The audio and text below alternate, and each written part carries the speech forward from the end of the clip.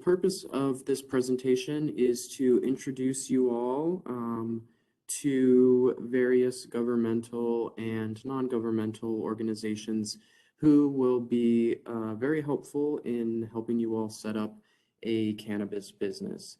There are some licensing elements that you all should be aware of, which we'll talk about, but also there are issues related to access to capital, business development, creating a business plan, and the purpose of this is to kind of consolidate all of those resources and give you all an opportunity to get to know the different players in this field who can help you out moving forward. So go to the next slide.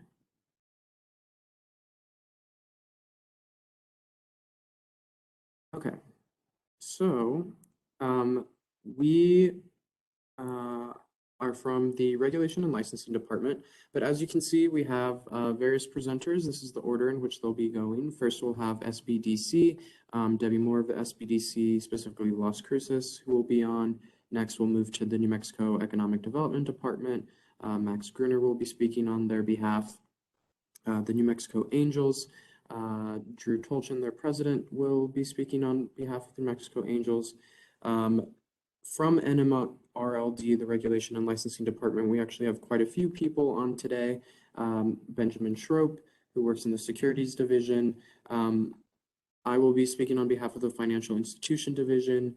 Then we will be moving on to our financial institution partners, ARI Group, represented by Phil Fulbert, Southwest Capital Bank. I believe Lonnie Talbert will be representing them. Then we'll be moving back to New Mexico Regulation and Licensing Department with the director of our Construction Industries Department, Clay Bailey. Moving on to the New Mexico Office of the State Engineer, John Romero. New Mexico Department of Agriculture, Brad Lewis, who's the division director. And we have a new addition today from the Taxation and Revenue Department, Mark Chaikin. Thank you, Mark, for being with us today. And then we'll be moving to Seedcrest, Shannon Jaramillo, and lastly, we'll round it out with the Cannabis Control Division, and so I'll be speaking on our behalf. So without further ado, I'll go ahead and pass it off to Debbie. Thank you, Robert, and good morning, everyone. My name is Debbie Moore. I'm President and CEO of the Great Las Cruces Chamber of Commerce. You can see that I'm also President of the New Mexico Chamber of Execs, and today I'm actually representing SBDC. So currently, due to federal rules, the SBDC, next slide, Robert, or whoever is doing that.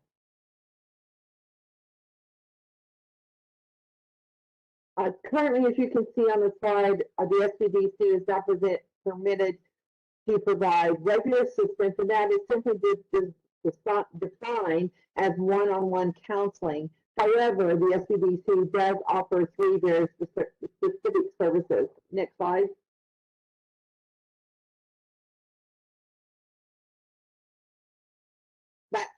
Back one, please.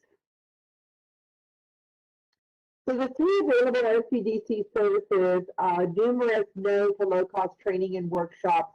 Resources are available at the SBDC website, which is www.nmsbdc.org for starting a business. And then there's also a 91-page disaster preparedness guide, which has been generated because of COVID. Next slide.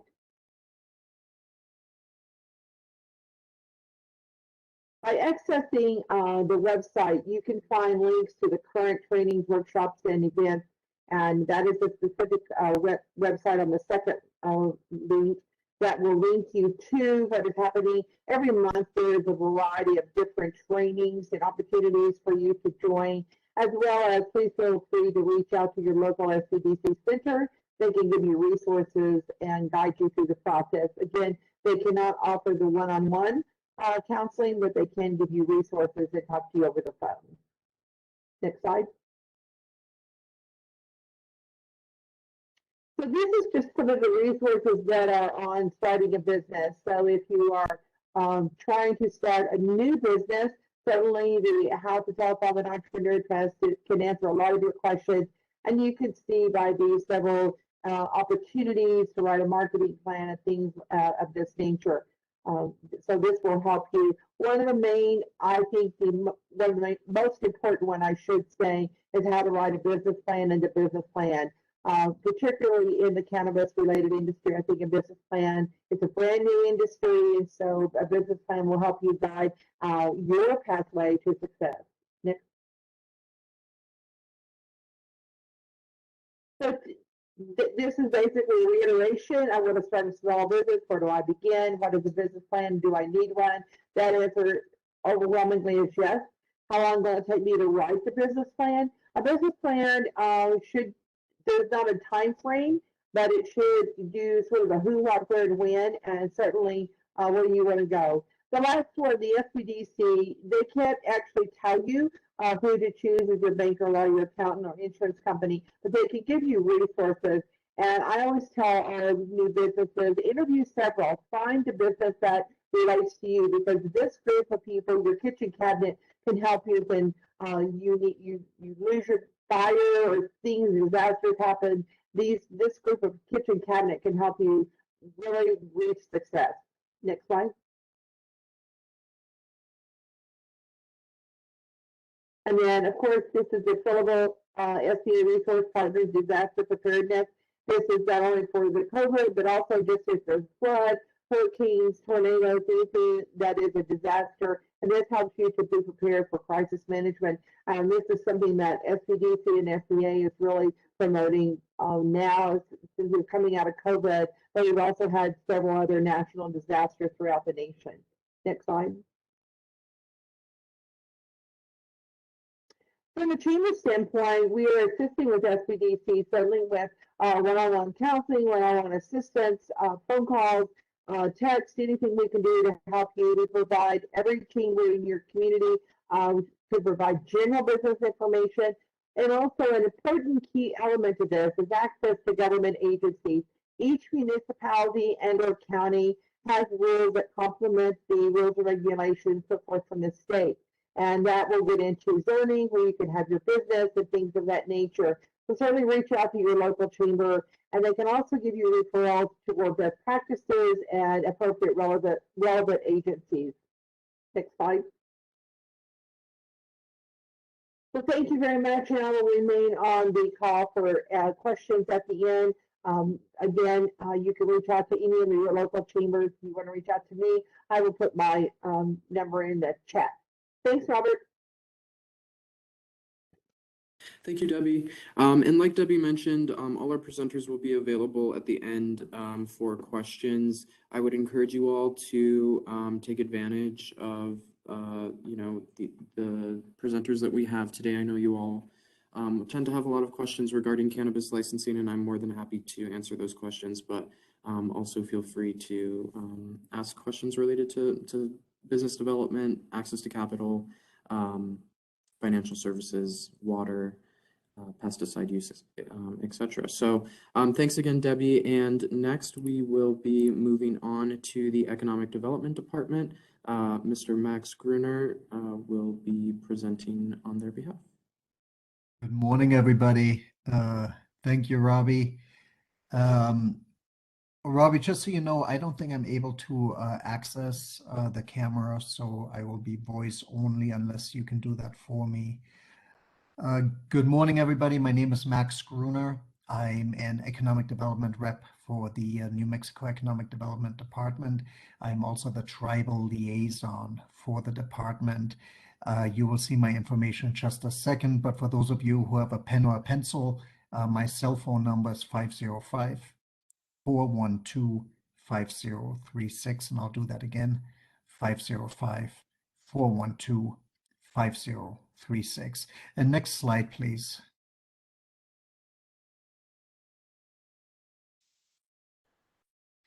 There are 6 regional economic development representatives, all the way from Lorraine through Susie. We divided the state up into 6 regions. So, take note of this slide, see where your business is, and, if you want to reach out to New Mexico EDD, correlate your location with the name and contact information of the people on the slide. And the slide deck will also be made available to you. Okay, next slide, please. So I'm really going to be talking to you about 3 programs. I work for government, so I love my acronyms. The 3 programs we'll be chatting about today are JTIP, the Job Training Incentive Program, JTIP, LEADER, the Local Economic Development Act, LEDA, and then CAP, Collateral Assistance Program, CAP. The Job Training Incentive Program, just want everybody to know, I've been doing this work for a while. I think New Mexico's job training reimbursement program is probably one of the best in the country. It's top notch. And so essentially what happens in this program is if you are in an eligible industry and if you're hiring people, net new jobs for New Mexicans, and those jobs end up being eligible, you can get reimbursed for somewhere between 50 and 85% for the salaries you are paying these net new staff for somewhere between 2 to 6 months. And so, the thing I'm dancing around is, well, what are the eligibility requirements? And essentially they have to do with, are you a manufacturer? And what I'm about to say is also going to be true for the next program, LEADER. So we have a saying in the department: we cannot help you feed the cow, but we can help you make the cheese. We cannot help you, grow the chili, but we can help you make the salsa. So essentially what we're trying to express or communicate is the growing operations that you may be involved in, we are not able to use state incentives for. However, any of the manufacturing work you are doing, the value add agriculture, right? You take the raw materials, you throw them in a bucket, you apply a process to those raw materials, and you come out with a product that in some way or another goes to the end user, and that product is substantially different from those raw materials, then we can have a conversation about applying some of the state incentives. Next slide, please.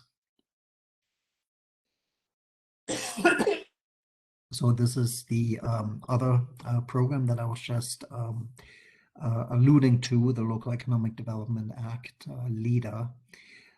This is a grant that is paid out as a reimbursement for land building and infrastructure expenses that a manufacturer might incur in the state of New Mexico if, by virtue of this business expansion into manufacturing, said manufacturer is creating net new jobs for New Mexicans. And essentially, we have found about 17 ways to ask you the same 3 questions when we do an analysis as to whether you might qualify for a LEADER grant. The 3 questions are: what's your total capital investment? How many net new jobs for New Mexicans are you going to be creating? And what are the salaries of those new hires? Again, to be an eligible entity for LEADER, you have to be in the case of the people on this call, a value-added agricultural producer. So you have to be a manufacturer. Again, you take raw materials and you create something that is significantly different from those raw materials. And I'll say it again, and I apologize for sounding like a broken record, but again, we cannot help you feed the cow. What we can come to the table with is help you make the cheese. Next slide, please. There are essentially 5 categories that you can apply a LEADER grant to be reimbursed. The acquisition of land for the purpose of manufacturing, the acquisition or the construction of a building for the purpose of manufacturing. You can also use LEADER fund for mortgage or lease abatements for a building that will be used for manufacturing. and then tenant improvements or infrastructure improvements. The one thing I want to make very, very clear is we are not able to invest the taxpayers' money through these programs into equipment purchases. So the way, I sometimes tell people that I work with and who are considering LEADER is essentially like this. Look, if you get an offer from Austin, Texas, that you just can't say no to, and you rent your little U-Haul truck and you pull it up to your building, anything you can take with you, anything you can unscrew from the walls, unbolt from the floor, anything you can take with you when you make that move out of state, we will consider equipment and we cannot pay for. Anything that's going to stay as a permanent improvement to the building or to the land upon which you were manufacturing, we can have a conversation about possibly applying these funds. Next slide, please. So this is a very cool program, the Collateral Assistance Program, and I'm gonna give some, I'm gonna get you all excited about this program, and then I'm gonna backpedal pretty aggressively. So this is a program that no money actually exchanges hands. What this program allows the state to do is to assist a business or a business owner who is trying to get a traditional loan, and we can come in sideways and we can collateralize up to 50% of the loan amount, up to $250,000. So why is this important? Well, sometimes a business is trying to get a commercial loan, and the bank would love to work with you, and then they say, well, how are you going to secure this loan? And you're like, oh my gosh, my building is already leveraged, I have a lien on my car, don't really want to sign over my firstborn, what can I do? And so that's when this program comes in really, really handy, because again, it allows the state to secure, collateralize up to 50% of the principal of the loan that you have qualified for through the lender. Having said all that, and next slide, please. Given the industry that you all are in, I want to be very, very clear, and some of you may know more about this than I do, but the last time I checked, unless there is a change at the federal level, there is no traditional financial institution that is governed by federal law that is able to execute loans for your industry right now. Having said that, there are two things I want you to take note of. If that ever were to change, CAP is really, I think, the world of this program. I think it's fantastic. But the other thing I want everybody to consider is that CDFIs, Community Development Finance Institutions, of which the state of New Mexico has several. And again, I'm not an expert in this, but my understanding is that CDFIs are not governed by federal oversight. And it is therefore, at least in principle, thinkable that a CDFI might be able to provide loans to an entrepreneur in the space that you are all in. If that were the case, please contact us. I would love to have a conversation with you about just kind of exploring how we might be able to apply the CAP, the CAP, the Collateral Assistance Program, to a situation like this. And again, like some of the other speakers have said and will be saying, right, this is a brand new industry. We've never done it. I don't really have any precedent on how this would work exactly, but I would I would be thrilled to come to the table and to explore that. And with that, Robbie, go to the next slide. I think I'm done. I just want to make sure. Yes. So with that, thank you very much. I also will stay on and I'll stand for any questions at the end. And again, that first slide has all of our contact information on it, and I will also drop my contact information into the chat. Thank you, Robbie. Thank you, Max. So next up, We are scheduled to have the New Mexico Angels. Mr. Tolchin is having some difficulties getting on, so we'll go ahead and move past his and allow him some time to get on and come back to New Mexico Angels. So apologies for the movement through his slides. And so next we will have Mr. Benjamin Schroep from the Securities Division of the Regulation and Licensing Department talk about securities.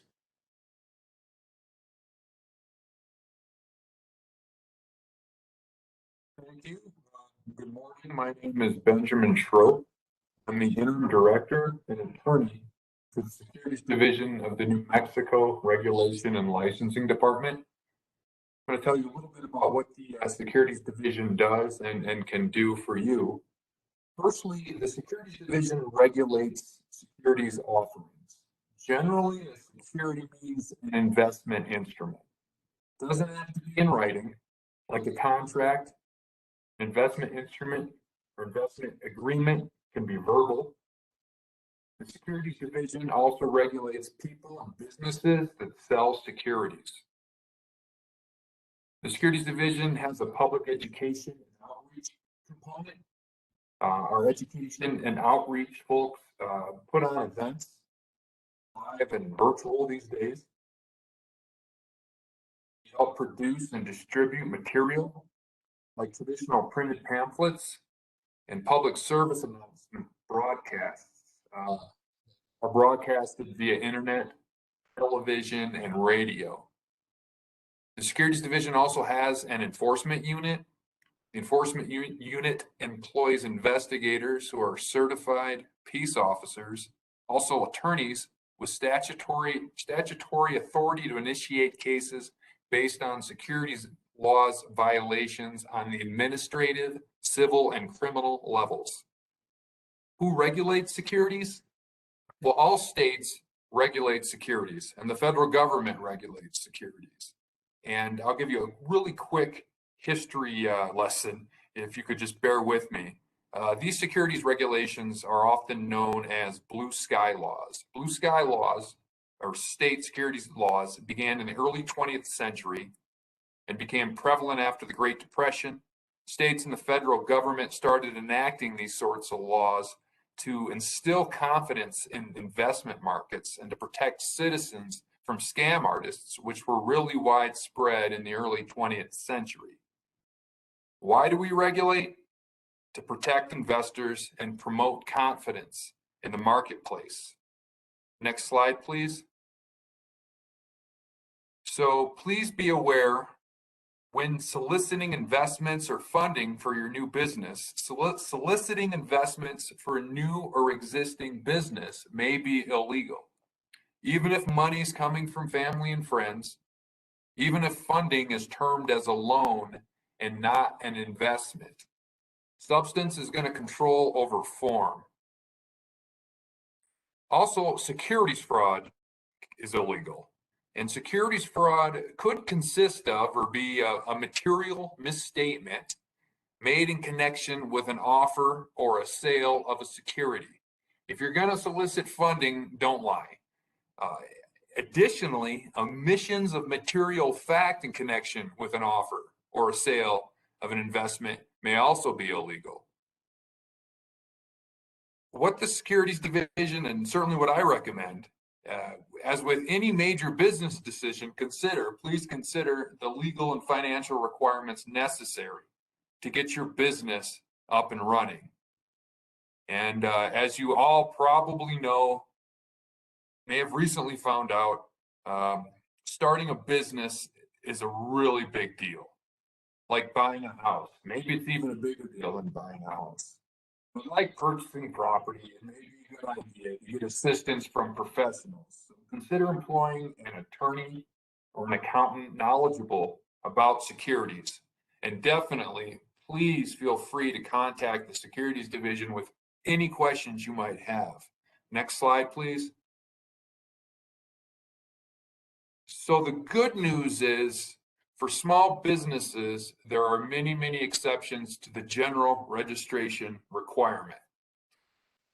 And these are known as common exemptions. And if you're going to register a security, be it at the federal level, state level, multiple states, it's very complicated. There's graduate level college courses devoted to this topic. It depends. It's going to depend on the types of investment you may be seeking, how much money, where are they coming from, how long does the offering last, who the investors are, where they're located, how many there are, etc. And you're going to have to comply with federal law, comply with state law, sometimes more than one state. But as I said, there are small business exemptions. And utilizing these exemptions, be aware that there are also filing or notice requirements, but much less complicated than traditional filings. And if you have any questions about whether your business or the particular offering for funding, how it may fit within one or some of these exceptions. In fact, if you get anything out of this brief presentation I've provided, it is this. Next slide, please. Please contact us at the Securities Division, please. We are here to help. We enjoy working with the public. We certainly want businesses to comply with the law, and we want you to succeed. Our contact information is listed the middle of that slide there. That's the website for the Securities Division, and that links into our individual contact information. Also, I provided the specific and direct contact for our compliance and registration manager, Nona Lane, her email and phone number are listed. Also, the SEC information for small businesses, the website there. And finally, the coordinated review program, and that's for multi-state offerings. Some very useful information and directions there. However, multi-state offerings are very complicated, and if you're considering those, please reach out to us, and we can try to walk you through those as best we can. That's all I have, and I thank you for your time this morning. Good luck to you all.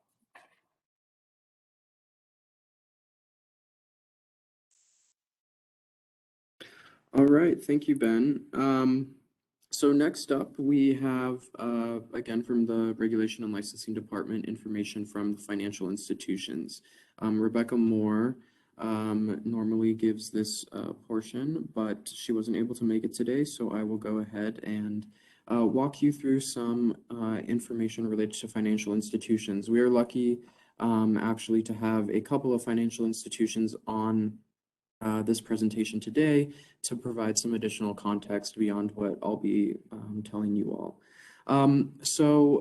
I also, like Ben, have a history lesson, so please bear with me. But essentially, for those of you who have potentially started looking into financing for a cannabis business, you might have hit some difficulties in having a bank be able to meet your financial needs. And there is some complicated history as to why that is the case. So going back to 2013, there was a memo titled the Cole Memo issued by the Federal Department of Justice, which was officially titled Guidance Regarding Marijuana Enforcement. And essentially what that memo did was limit the, or essentially said that the federal government will have limited investigative and prosecutorial resources to only address the most significant threats posed by cannabis. So this was focused on preventing crimes like distribution to minors, criminal enterprises related to cannabis, using state authorized marijuana activity from being used as a cover for the trafficking of other illegal drugs. You can see a list of kind of those concerns that the federal government said that they would be focusing on rather than kind of low-level commercial cannabis activity.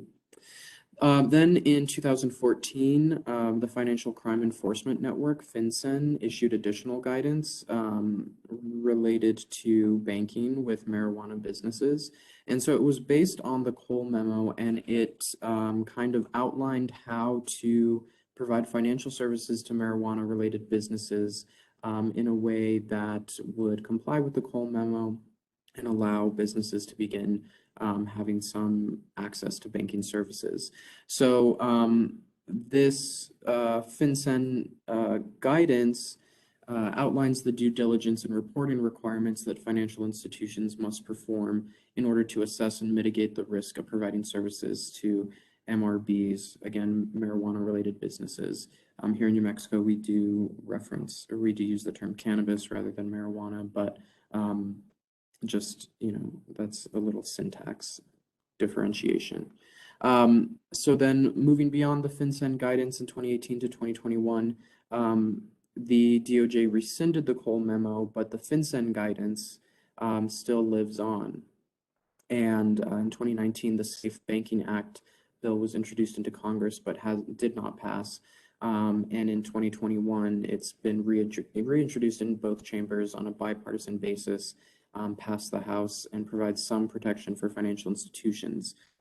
So hopefully we'll have some good news coming out of the federal legislature soon, allowing MRBs to access more financial services, particularly access to capital. And so what happens before an account can be established and while it is open? So as I mentioned, FinCEN said that you can have some banking services as an MRB, but there are certain requirements that other industries don't have. They don't have these requirements and restrictions. So to just kind of walk you through what those requirements might be, financial institutions must assess the risk with the customer and the overall program. At a minimum, they must verify with us that they're duly licensed and registered, review the license application submitted by the business for obtaining a state license, request from state licensing and enforcement authorities available information about the business and related parties. This could be whether or not the business is in good standing. Develop an understanding of the normal and expected activity for the MRB, including the types of products to be sold and the type of customers to be served, whether that's medical, recreational, or both. The next requirement is to perform ongoing monitoring of publicly available sources for adverse information about the MRB and related parties. Again, that deals with whether or not a licensee is in good standing. Perform ongoing monitoring for suspicious activity, including but not limited to red flags described in the FinCEN guidance, and refreshing information obtained as part of customer due diligence on a periodic basis and commensurate with risk. So there are other things that financial institutions, other requirements that they need to take into account. Cash handling, for example, there need to be more tellers to handle large cash deposits, more staff for vault requirements, more trips to and from the bank for cash services. This could include armored cars, increased service charges from Federal Reserve or correspondent banks, and higher insurance premiums for having more cash on hand. There are also currency transaction reports, suspicious activity reporting, and with SAR, suspicious activity reporting, there are three types. Marijuana limited, which is when the financial institution reasonably believes, based on its customer due diligence, that the MRB does not implicate one of the Cole memo priorities or violate state law. Marijuana priority SAR is when the financial institution reasonably believes, based on its customer due diligence, that the MRB does implicate one of the Cole memo priorities or violate state law. And lastly, you have marijuana termination SAR, which is when the financial institution deems it necessary to terminate a relationship with an MRB to maintain an effective anti-money laundering compliance program. So this is just something for you all as businesses to be aware of. Please, obviously make sure that you're following the law, staying in compliance. It can affect your licensure. It can affect your ability to do business with financial institutions. But these financial institutions do have knowledgeable staff to oversee and manage their entire program, and these experts are not cheap. So just a kind of big takeaway is that it costs financial institutions a lot of time and money to offer these services. There's a lot of due diligence, a lot of work that goes into making sure that these MRBs are compliant and maintain compliance. So as I mentioned, Rebecca Moore normally is on this call. She's the acting director of the financial institution. So if you have broad questions on financial institutions, banks, how they work, cannot work with people in the cannabis industry, please reach out to the financial institution division. Rebecca's email is there, as well as her phone number. And as promised, I will now pass it off to one of those financial institutions, Erie Group, and I believe Mr. Phil Fulbert will be speaking on their behalf.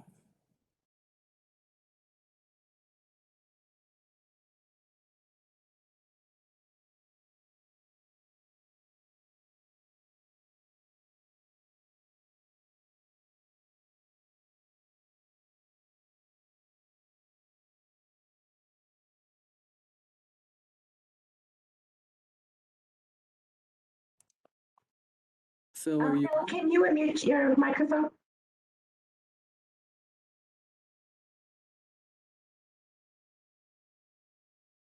How's that?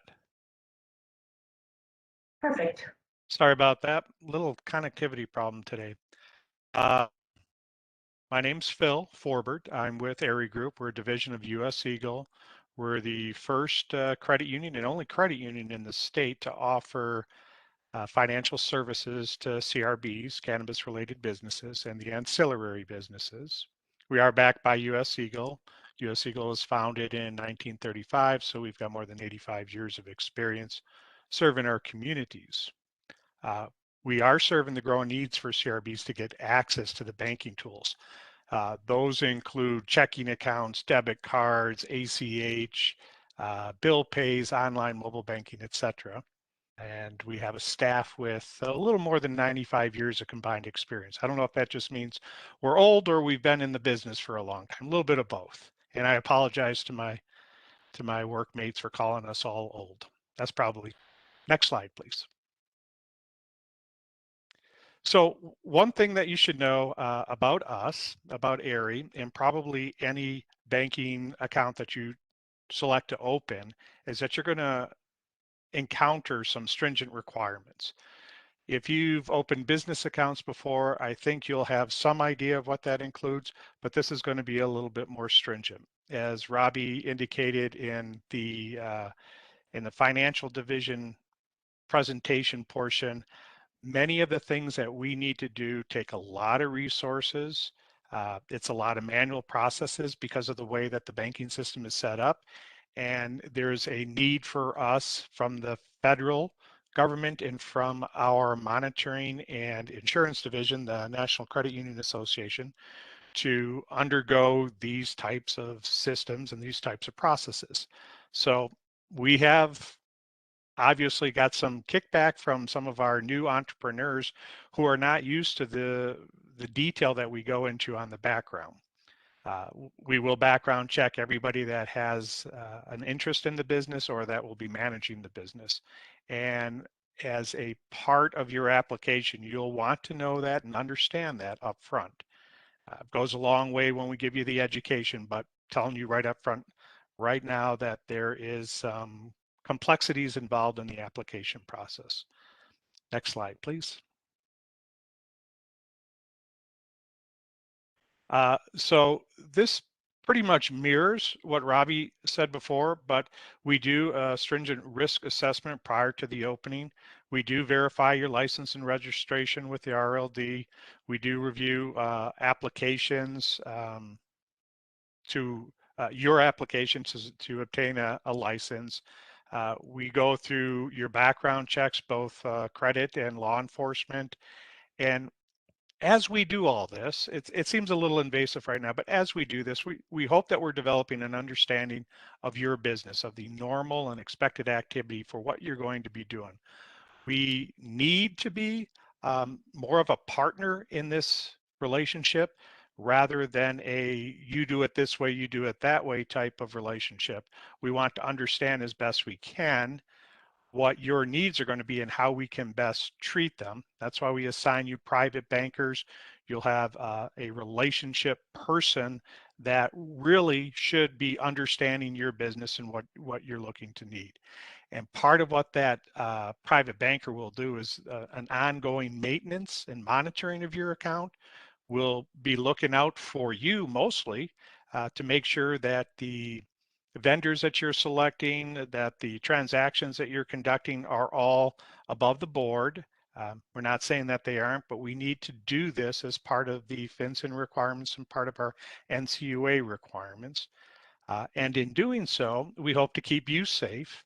We hope to keep the industry safe because we'll weed out the bad actors.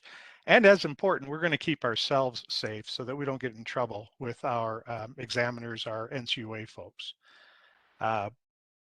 We will continue to refresh the information that we get and continue to monitor for red flags as part of that FinCEN requirement. Next slide, please. So compliant banking is something you'll hear from us. The word compliant, compliance, our whole system, our set of processes for setting up accounts for CRBs is based on a compliance first relationship. But like I said in this previous slide, we do this to protect your business. We will provide compliant bank records for audits and tax purposes. You need that. We will validate your cash and sales income. You need that too so that you can properly account for those types of sales. And as you probably already know, certain parts of the industry is very cash intensive. So we've got processes that will help relieve you of some of that burden of maintaining either cash or processing your cash into your accounts. Your deposits are insured by the NCUA up to $250,000. Our counterpart who will follow this presentation also has many of these same things. So we're not really differentiating anything. I think what we're looking to tell you today is to expect a bit of complexity and the result is the protection of your accounts in your business.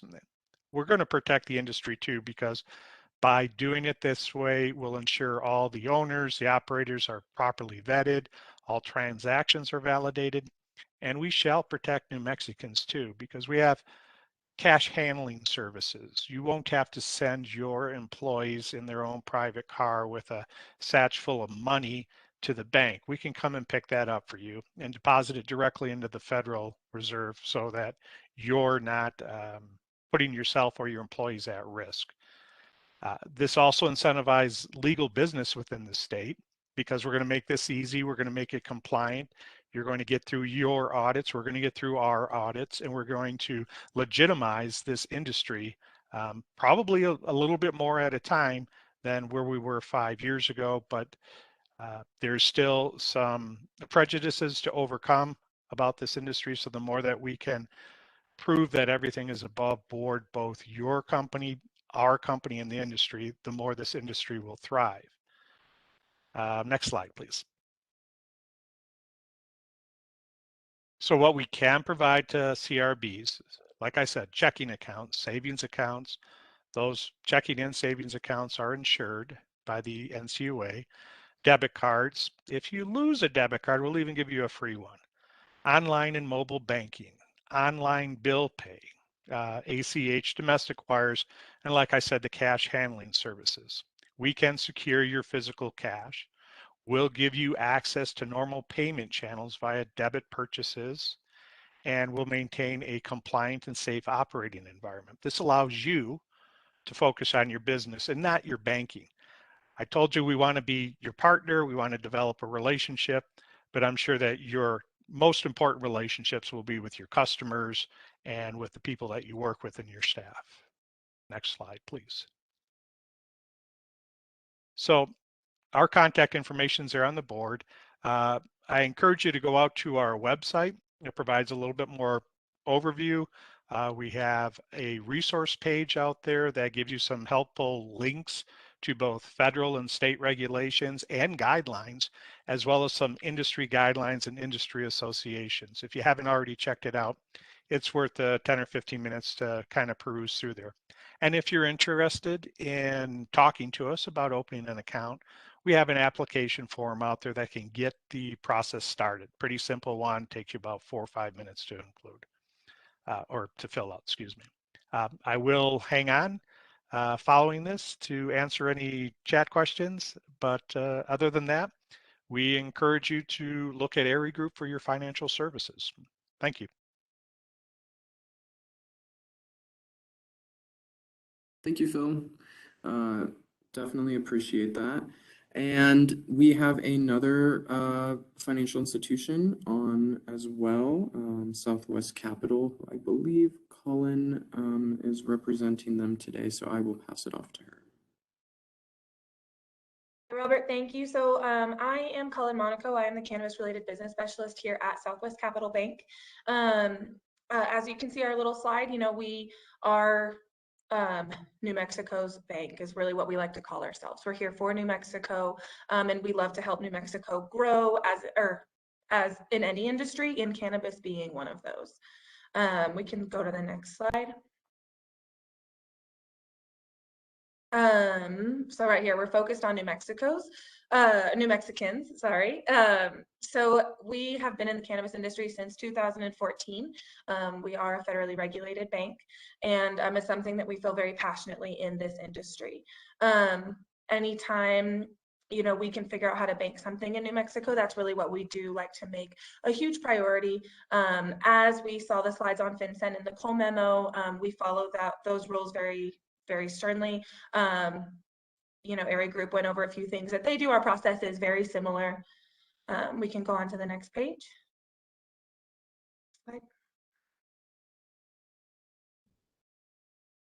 Yeah, and so I am the personal banker for anything cannabis. So how we talk about those relationships, you'll have a relationship with everyone in our bank. You'll get to know everybody here, from the tellers to some of our actual compliance people who are doing all of the reporting, and then me, who is actually opening and doing all the onboarding paperwork and explaining all of that stuff going forward.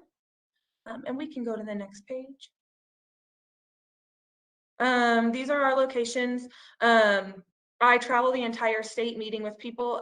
So if you know, a lot of people down south don't have branches, but I do come there often, and I do Zoom calls for them.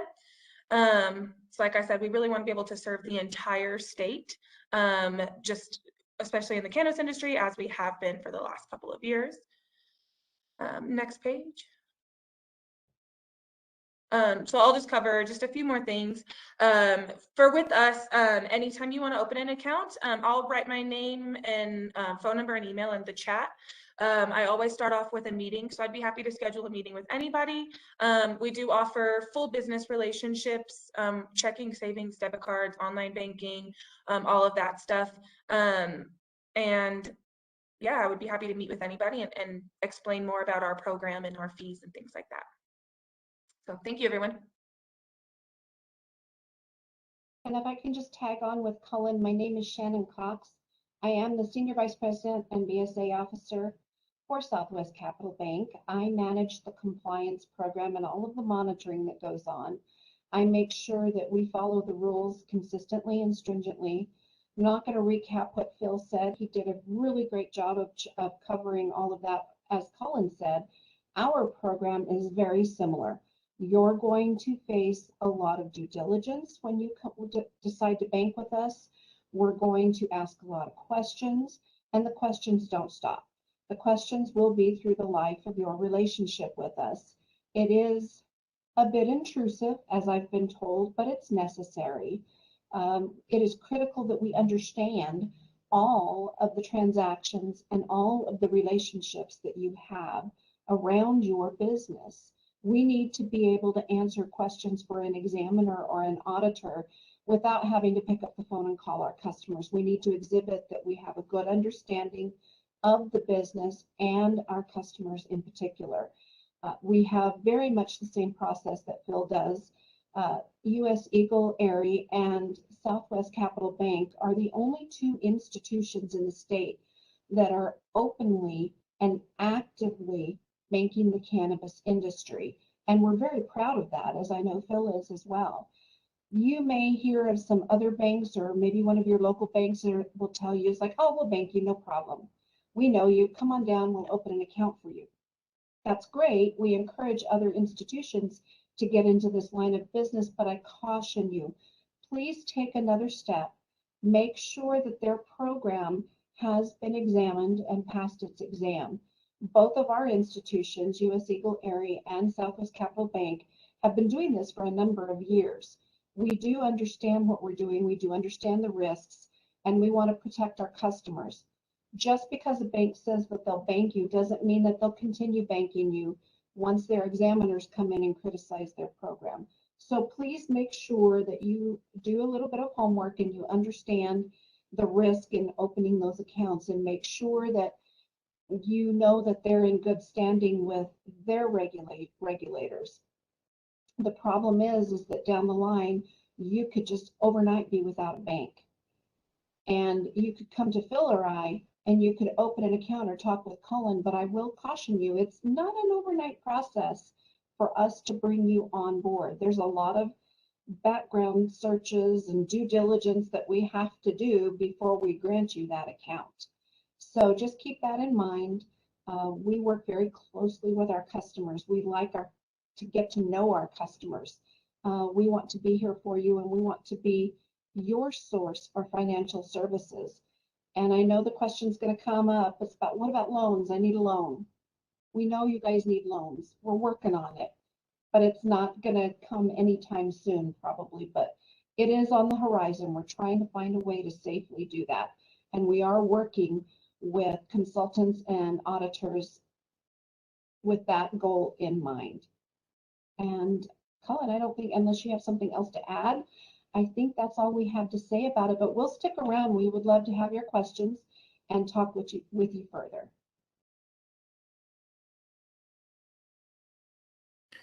Thanks to both Shannon and Colin for your time and for great information as well. It looks like we weren't able to get Mr. Drew on, so I'm gonna just go back and present his slides. I want to make sure that you all get the information for the NM Angels. Oh, I'm so sorry. I was trying to avoid the scrolling, but let's see. Okay, apologies. Hopefully none of you get too dizzy for me moving quickly through these slides. Okay, so here in New Mexico, we have an angel investing group called New Mexico Angels. The president, Drew Tolchin, was unable to join us today, but his contact information will be at the end of his slides. I encourage you all to reach out to them. I'm not a representative of NM Angel, so I don't feel like I can speak to the same level of nuance that Mr. Tolchin can. So if there are any follow-up questions, I definitely encourage you all to reach out to them. So the mission of NM Angels is to provide opportunities where their members can obtain outstanding financial returns by investing in early stage companies in New Mexico and the Southwest region while accelerating them to market leadership. So there are a group of investors that are a part of NM Angels. They're actively looking for opportunities for new businesses who seem as though they'll be successful in the future, and they're looking for a place to put their money, and they're willing to look in cannabis industries. So over the past 20 years, NM Angels has invested over $20 million in New Mexico startups. They also have a partnership with another venture capital group called Rockies Venture Club.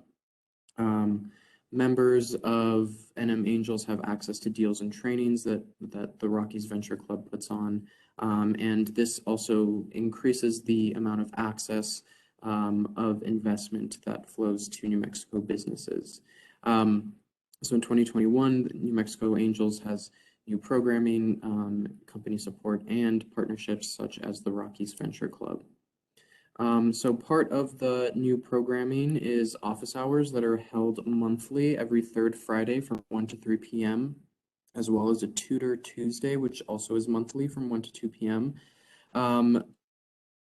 So you can visit their website to see who will be the tutor for that particular month. There are investor opportunities that happen monthly and New Mexico investors roundtables, which happen quarterly. So there you can see at the bottom of the page their URL, nmangels.com/events, as well as rockysventureclub.org to learn more about both of those groups, which again are working in partnership. So in terms of investing, there are several investment opportunities that happen monthly. There are opportunities to get involved in portfolio companies. The NM Angels does due diligence of the companies themselves that they're looking to invest in. They want to make sure that it's a good investment. And they also have special purpose vehicle LLCs as well. So there are various sponsors that work with NM Angels as well. Here are a few of them. And again, you can visit their website to learn more about more of their sponsors and their partners. Here again, there are different levels to the sponsorship. So here, you have your summit level. And again, you can see some more sponsors, many of whom are based in either New Mexico or the Mountain West.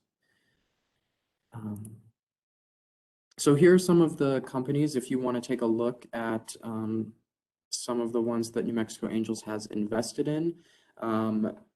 These are, you can see they have a lot of different industries that they invest in. Electric Plate House in Albuquerque is kind of an event space, I would say, or an exhibit, maybe is a better word. Taos Bakes is a food, and you can see there are games, technology, and so they're looking to diversify, get into different industries, and cannabis is one of them. So if you're interested in some of the companies that they've invested in the past, again, please visit their website. And so NM Angels likes to use the metaphor of a New Mexico village raising a proverbial child. So it's a group effort to get any business off the ground, and it's important that, wherever you get your financing from, that, you're also making sure that you work with different organizations, and kind of like what Southwest Capital was talking about, and what the financial institution slides were talking about. There's a lot of communication that will happen between different organizations. And so it is a group effort. Please familiarize yourselves not only with NM Angels, but with the other participants on this call. It does take a village to get a business up and running, and we're happy to help get that done. So at the bottom, you can either reach out directly to Mr. Tolchin. There's his email address, drew@nmangels.com. Their phone number is 505-715-6927, and their website is nmangels.com. So apologies again for me moving quickly through these slides. I'm going to catch us back up to the Construction Industries Division, and our director, Mr. Clay Bailey, will be going through their slides and information. Clay, I'm going to pass it off to you. Good morning, Robbie, and thank you. And I want to thank everybody for taking time to participate in this presentation that Robbie has put together for everyone. The main thing we get asked constantly, does New Mexico have building codes? And yes, we do. And for your references, we've listed all the adopted building codes CID construction industry has. So if you have any questions, you can go online, take a look at it. I want to encourage everybody to be real careful and be diligent with this. All new construction remodeling requires planning, permitting, and inspections. We've already had a few issues where individuals have moved forward without this process, and all it does is cost you more time and money. To request a permit, you must be a validly licensed contractor. You can't do it yourself. It's a commercial job, and these are all surrounded for the safety aspects. So when you're looking for a contractor, please get online, get their contract number, their license number, get on our website. It's www.rld.nm.gov. Look it up, make sure they are valid, make sure they do have one. We've had some pass them off, especially with the way things are going down as the economy is really moving forward with building. we've got a lot of people that reach out there and they may not be quite licensed the way they should be. So please get online and find out if they are. If you think they are and you can't locate it, please reach out to us at our office and we'll help you research it and make sure you're getting somebody that's licensed so you don't go out, spend the money, have an issue, and then we come back and we're not able to help you with it. In commercial construction, keeping in mind, there's only a very limited scope that an individual can do themselves that without a license. And that surrounds like flooring and maybe replacing a little bit of sheetrock and stuff. So please get with us and find out, because what will happen is you'll get out there and you'll do this work and then you won't be able to have a CO or move forward with it. Next slide, please.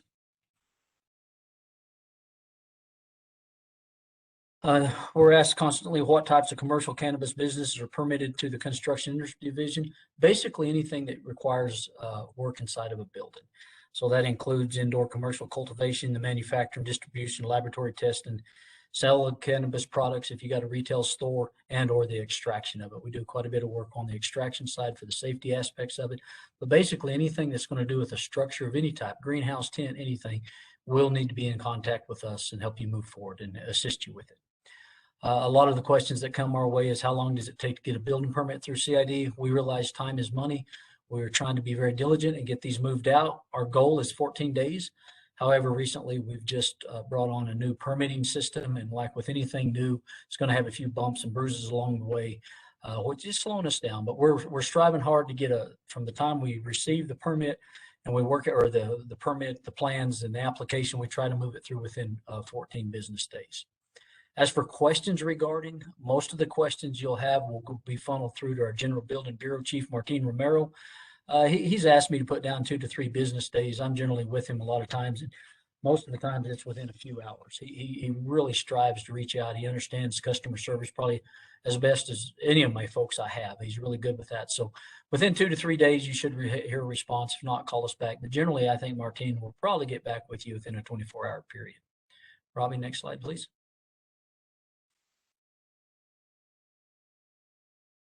The conformance issue. Keeping in mind, and this goes back to a little bit of what I said originally, if you're doing any modification or changing, you're going to have to conform. The building will have to be brought up to the current code, which includes the energy code. If you're taking over a building that meets the code that it was built under and you're not changing the intended use of it, generally speaking, that's not retroactive. But if anybody's building or purchasing a building or renovating a building and changing its intended use, for instance, like going from a warehouse to office spaces, or going from the storage or something to the manufacturing, the cooking, and that kind of process, then it's changing the footprint. And more than likely that building all the way through all the trades, mechanical, electrical, and building, will have to be brought up to code. And that includes LP if such it's out in the rural area where LP is at. You're going to be working with us closely on if you have to have a change of occupancy and then you need a new certificate of occupancy, you'll be working very closely with us. And you will be working with some of the other local jurisdictions, such as some state fire marshal or local fire marshals, or like, for instance, Albuquerque or Rio Rancho has a full service division too. This is where it gets really tricky on the certificate of occupancy. If you reach out and you call the state fire asking for their approval, they're not going to give it to you unless you go through us with a certificate of occupancy. Already we have seen buildings that were barns being tried to change them into indoor cultivation. They move forward without permitting, without planning, and without inspections. This will do nothing but hold you up more, cost you more money, because then we got to go back and use a licensed New Mexico architect, sometimes an engineer. So please, before you start converting and you start doing the work, even before you start leasing or buying buildings, reach out to us so we can help and make sure you make the best judgment call you can, and you know what's going to be required on our side. Our goal is to help you, get you all in business the quickest, the safest way we can, but we have to follow these rules. And this is where we're already seeing some issues that are coming up with people that move forward, start processing, start buying, start doing things they shouldn't do. And now on the backside, we're having to catch up, and it's always more expensive and time consuming then. Next slide, please. What I've included is our contact information. You've got my email address there. I've listed Martin Romero's cell phone number. You can get him pretty much anytime. He's a valuable and a wealth of resource and knowledge with the building codes. And if he's got something, for instance, electrical or something that we need to move forward, we'll pass it on over to the person that has the expertise in that. I've also included Richard Lucero, our plan review manager. And if you've got some plans in there and you're trying to find out where they're at, if there's some issues that's going with them or requesting something else, he's also a good resource. And with that, Robbie, thank you very much, and everybody have a good day.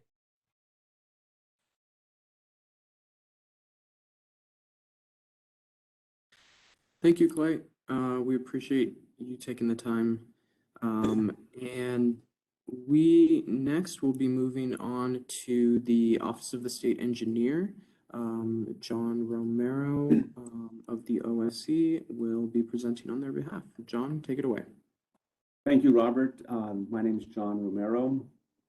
I work for the Office of the State Engineer, and I want to thank Robert and Linda Trujillo, the superintendent, for having us here. I think this is the third or fourth time we've done this, and we've been getting lots of questions on water and permitting for cannabis cultivation. So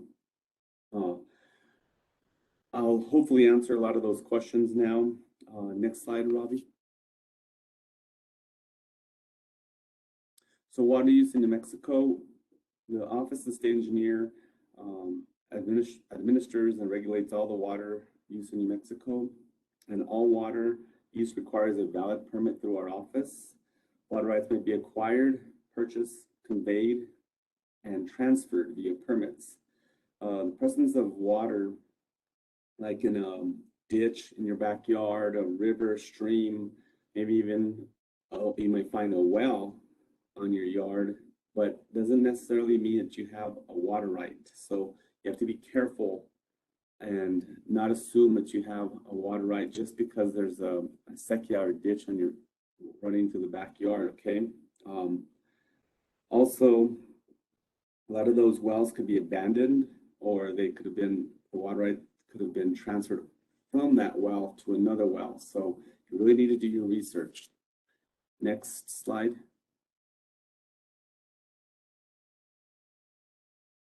Commercial cannabis growth.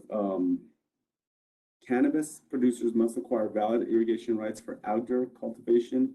And if it's going to be indoor, it needs to have a commercial use to it. So it can be irrigation, but you have to change it to commercial. And there's a reason, because indoor, all the water that you use will be fully consumed.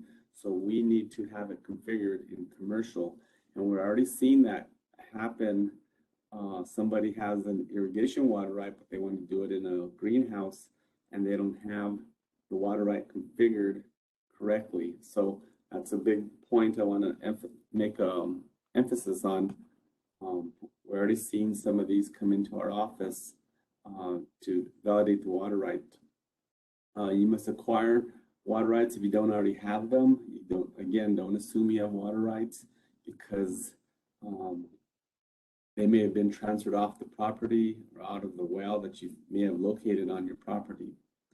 And any transfers require a permit from the Office of the State Engineer, which I already mentioned. And all permit approvals will require meter installation for reporting, and that'll be a meter on the actual well, and you'll be required to submit meter readings on a monthly or quarterly basis. Okay, next slide. A big question we're getting, or a lot of the questions we're getting, are, can I use my domestic well? The answer is no. There is a but to that no. You can transfer water rights, valid water rights, into your well, but you cannot use a domestic well for commercial crops. And we've seen this down in the Las Cruces area, where somebody tries to use a domestic well to irrigate pecan trees. They have maybe 10, 20 pecan trees, and they want to irrigate, and that's a no-no. It's illegal. Some other areas of the state also disallow outdoor watering by law from domestic wells, and that's in the Santa Fe area, the Nambe, Pawcatusuke area, up in the Gila, San Francisco area. That's by reserve in the southwest part of the state. You may apply to transfer water rights into a domestic well, and that's what I mentioned earlier. So you have a domestic well with some amount that you can use out of that domestic well. You can go and acquire a valid water right, whether it's surface or other groundwater rights, and transfer them into that well with a permit. I'll be talking about that later because there's a big timing on this. It takes a while to do that. So next slide, please. Also, you can use surface water rights. So we administer surface and groundwater water in the state of New Mexico. And surface water is ditches, rivers, streams, springs, and you have to have a water right associated with those ditches, springs, or rivers. You must have the right to, by permit or an other type of right to divert surface water. You can't just put a pump in the river or the stream or the acequia that's going by your backyard. You can't just take water because that water is owned by somebody else. It can be transferred, like I said, by a valid permit. And I will be going into that later. So next slide, please.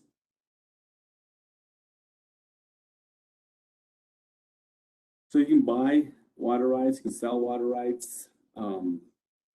Water rights are transferable by a recorded warranty deed. So you make sure you do your due diligence, check into the water rights, make sure they're valid, and make sure you transfer them with the warranty deed and a change of ownership from our office.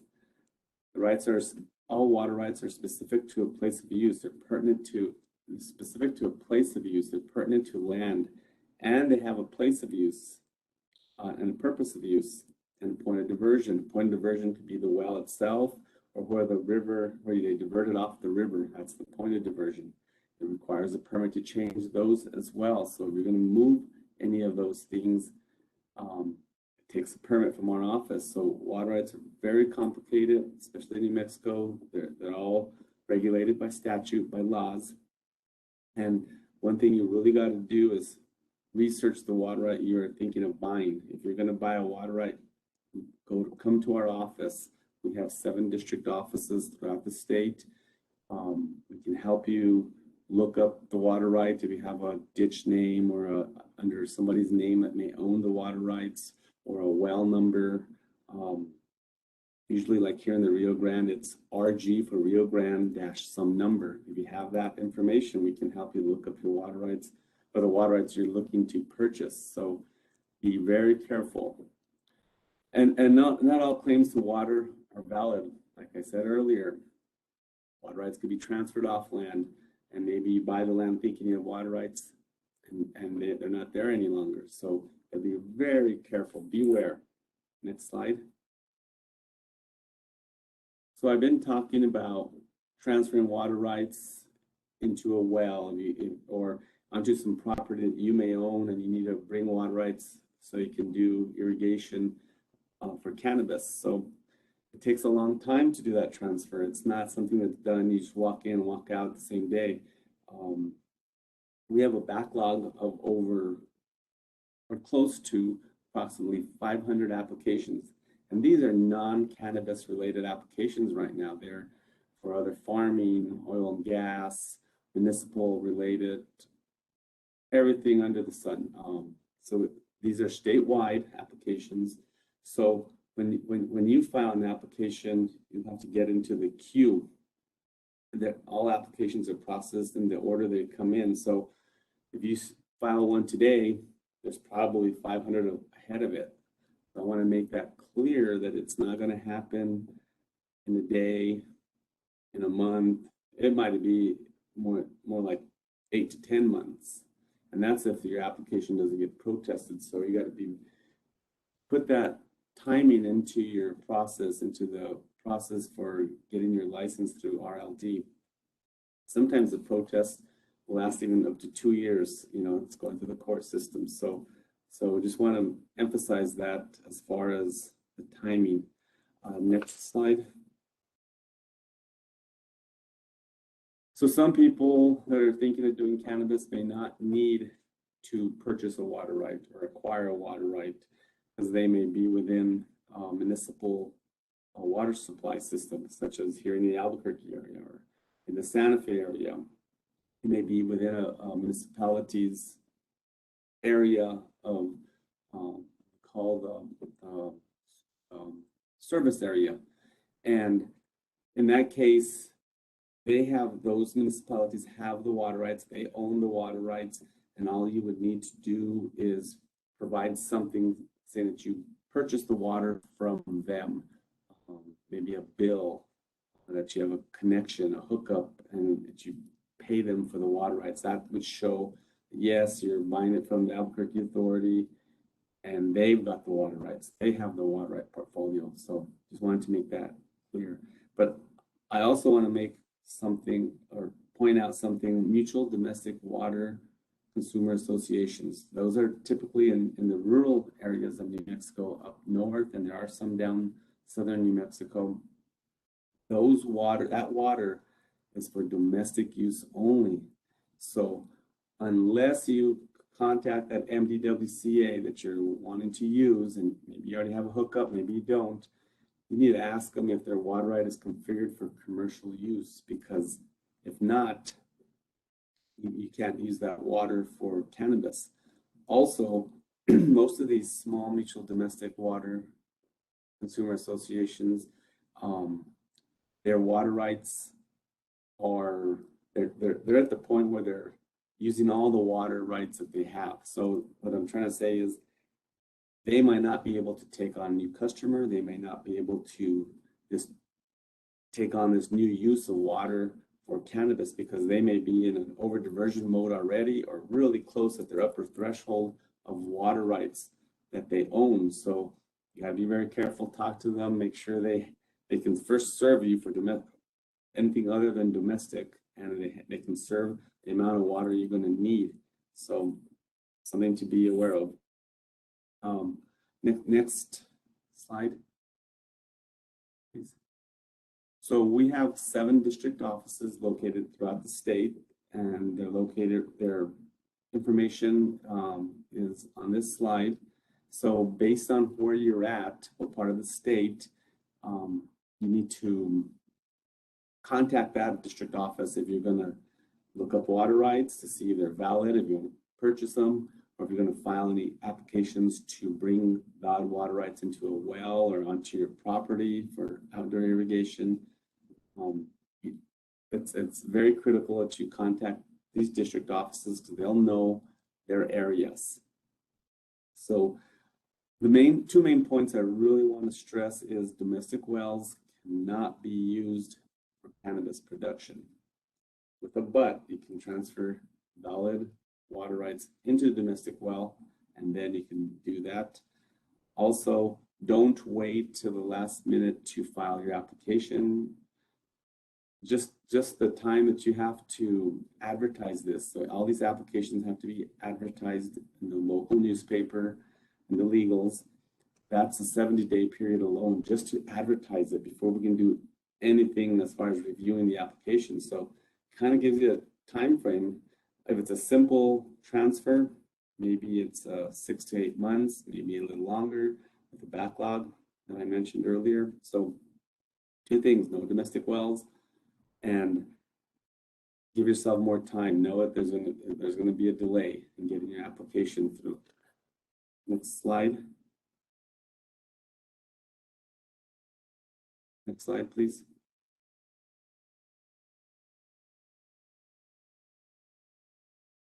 Robbie, next slide.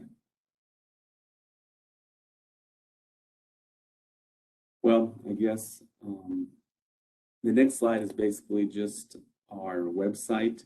So if you have any questions, we have frequently asked questions, and there it is. It's you can go to our website, and we have in our hot topics, so it's right at the first page you'd probably see when you pull up our website, and it tells you, it's got a 2-pager, frequently asked questions. So anything I didn't answer here, maybe it's answered on that sheet. And there's our website, and there's other questions as far as water rights. You know, there are things you can look up on our database on water rights. And one thing that came up, that we just added to that questionnaire, is hoop houses. It's called a hoop house. It's basically a greenhouse. So they wanted to know that would be considered outdoor, indoor irrigation. We consider that indoor irrigation, like greenhouse, and that would be considered. You need to configure your water right in a commercial use for that. So that was the latest. I'll be here for any questions that you may have on water issues. Thank you. Thank you, John. I appreciate that. I know that there have been a lot of questions related to water, so thank you for being a continued resource for our entrepreneurs in the state. Next up, we have the Department of Agriculture, and Mr. Brad Lewis will be presenting on their behalf. Brad, I will pass it off to you. Thank you very much, Robbie, and good morning to everybody. Like any industry, there are a number of other requirements that, as you have seen, have pulled in other agencies in the state, and the New Mexico Department of Agriculture is one of them. And I'm going to go through these relatively quick to ensure that you get some points in there. And then if you want additional information, feel free to call the New Mexico Department of Agriculture. So if you're selling viable plants in the state, and this includes clones for cannabis or seedlings of cannabis, by state law, you are a nursery. And as a nursery, you need to be licensed under our Nursery Act. And so basically these acts are consumer and industry protection, and they're based on protecting the industry and those that are buying your plants from purchasing plants that are insect infested or virus infested. And so we don't want to start a new infestation of plant pests in the industry at this point. And so under those types of licenses, you are inspected by the Department of Agriculture. We can issue stop sales in case your plants don't meet compliance. And there is remediation for non-compliant plants. So if you're trying to sell mite-infested or aphid-infested cannabis plants, you can take care of them, and we can take them off sale for you. Go ahead, please. Robbie, next slide.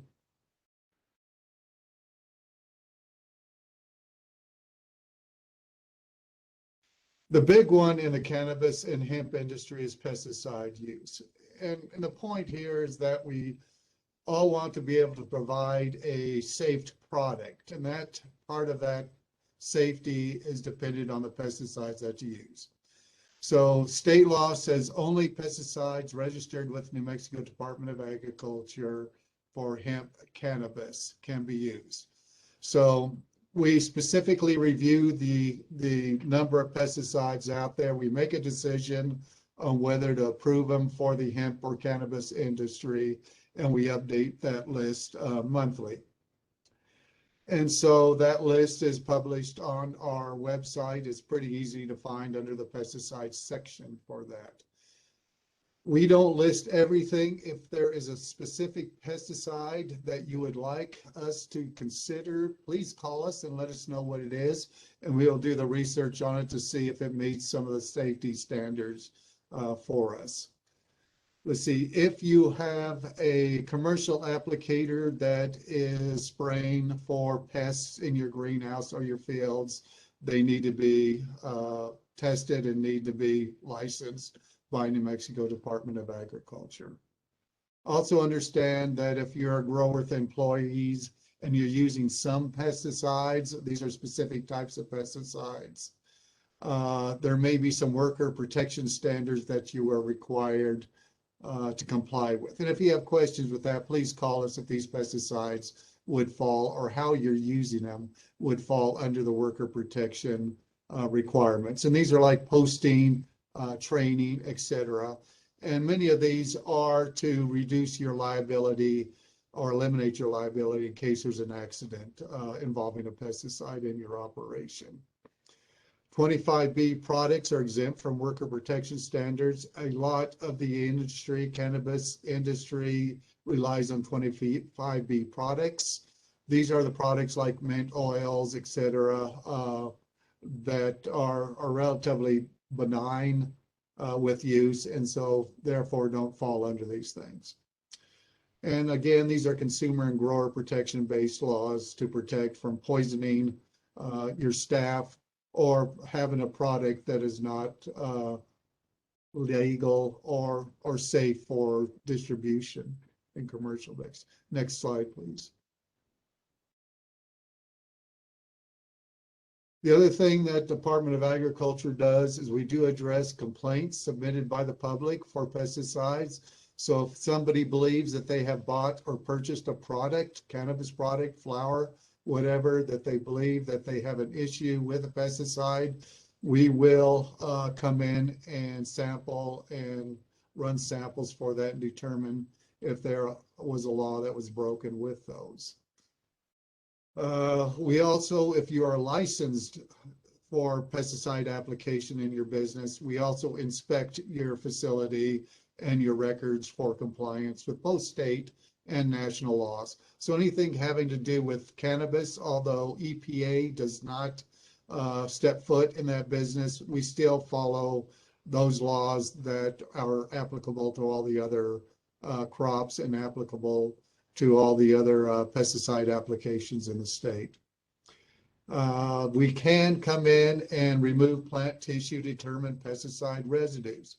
So if regulation and licensing believes that there may be an issue with pesticides being used, we can go in with them, take pesticide tissue samples and run them.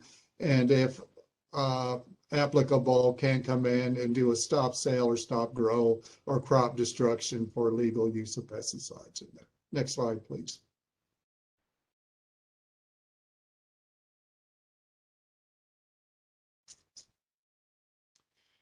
Also, if you're new to the business world, Department of Agriculture also inspects and certifies weights and measures. So if you're in the retail business or if you're selling wholesale or retail flour, et cetera, those fall under those scale inspections. And so those scales have to be checked annually. You can have this done through a third party approved by the Department of Agriculture. And again, these are consumer and industry protection-based regulations. So our authorities are that we have the authority to come in and check your scales in a retail establishment. We can also look for compliant labeling. So if you put a count or a weight on a package of flour that you're selling or some other article, we can purchase those articles, go back, test them to make sure that they're in compliance with the weight that you've stated on it. And if not, come back, take everything off sale and put things, come back and help you correct any of those issues that have to do with labeling or packaging on those things. Next slide, please, Robbie.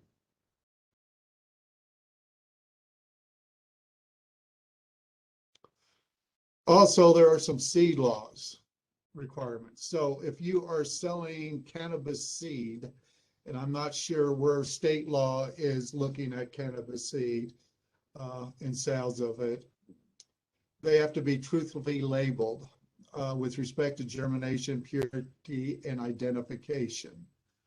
And so basically that seed packet, if you buy any seed packet, except for some of the flowers and so forth, there is a germination, purity, and identification tag on it, regardless of what it is in the vegetable or agricultural portion of it. And that would apply for cannabis. We consider it an agricultural crop.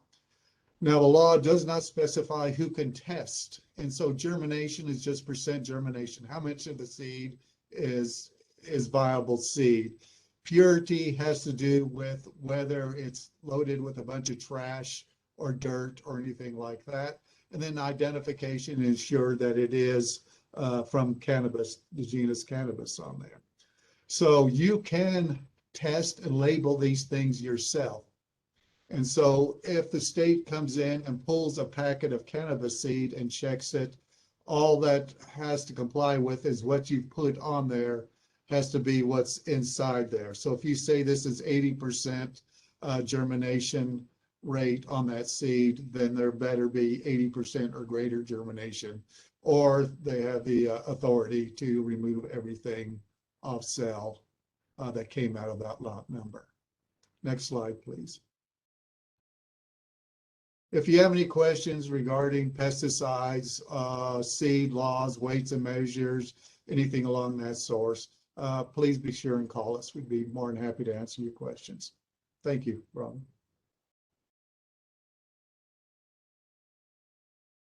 All right, Brad, thanks so much. I really appreciate it. Next up, we have the Taxation and Revenue Department.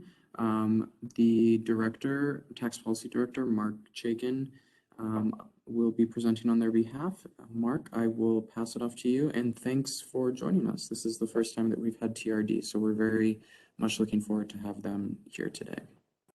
Well, good morning, Robbie. Good morning, everybody. And thank you for inviting us here and to talk about the most exciting part of this business, which is taxation of cannabis sales. So you can see right there on the front slide, I have my address for all, sorry, I should say I'm the Tax Policy Director here at Tax and Rev. I've been here for just about a year now. And there's the email address to write to if you have any questions regarding what I talk about today or anything that I don't talk about today. So policy.office@state.nm.us. And we do have a slight backlog. We have a lot of questions. This is a new program, but we do endeavor to get back to you just as fast as we can. Next slide, please, Robbie. So I'm going to talk about what taxes apply to sales of cannabis, because there's a number of taxes here. What classes or types of sales are subject to taxation, and what are your responsibilities as a cannabis business with respect to taxes, payment, reporting, and so forth. So next slide, please. So what taxes apply to cannabis sales? And there are basically two. So first of all, as part of the Cannabis Regulation Act that was just passed in the special session, we have new part of the code, which is the Cannabis Excise Tax. And that is at section 7-42-1 through section 7-42-5. And that's it's a fairly straightforward tax. It's an excise tax. It is scheduled to start at one level and go up 1% a year. It's starting at 12%. It will ultimately end up at 18%. There is no local option cannabis excise tax, although some of the revenues from cannabis sales, taxes on cannabis sales, will be distributed to local governments. Local governments cannot impose their own cannabis excise tax. And that's actually something that was changed as the bill went through the legislative process and got passed ultimately. And that's a new way of doing it. It's easier for us to administer. It's just easier all the way around for everybody. The other tax that applies is the gross receipts and compensating tax. And that's our standard sales tax in New Mexico. It is a gross receipts tax, meaning that it's a tax on your receipts as a business, unlike most sales tax, which are a tax on the purchaser. Most businesses, again, will pass on the gross receipts tax to their purchasers. Generally, they'll separately state it. There's no requirement, however, that you do that. You can just charge a flat rate and then back the tax out. But it is the seller's responsibility to pay that tax. There are local option gross receipts taxes. So municipalities and counties primarily around the state have the option to impose their own gross receipts taxes. Some have, some haven't.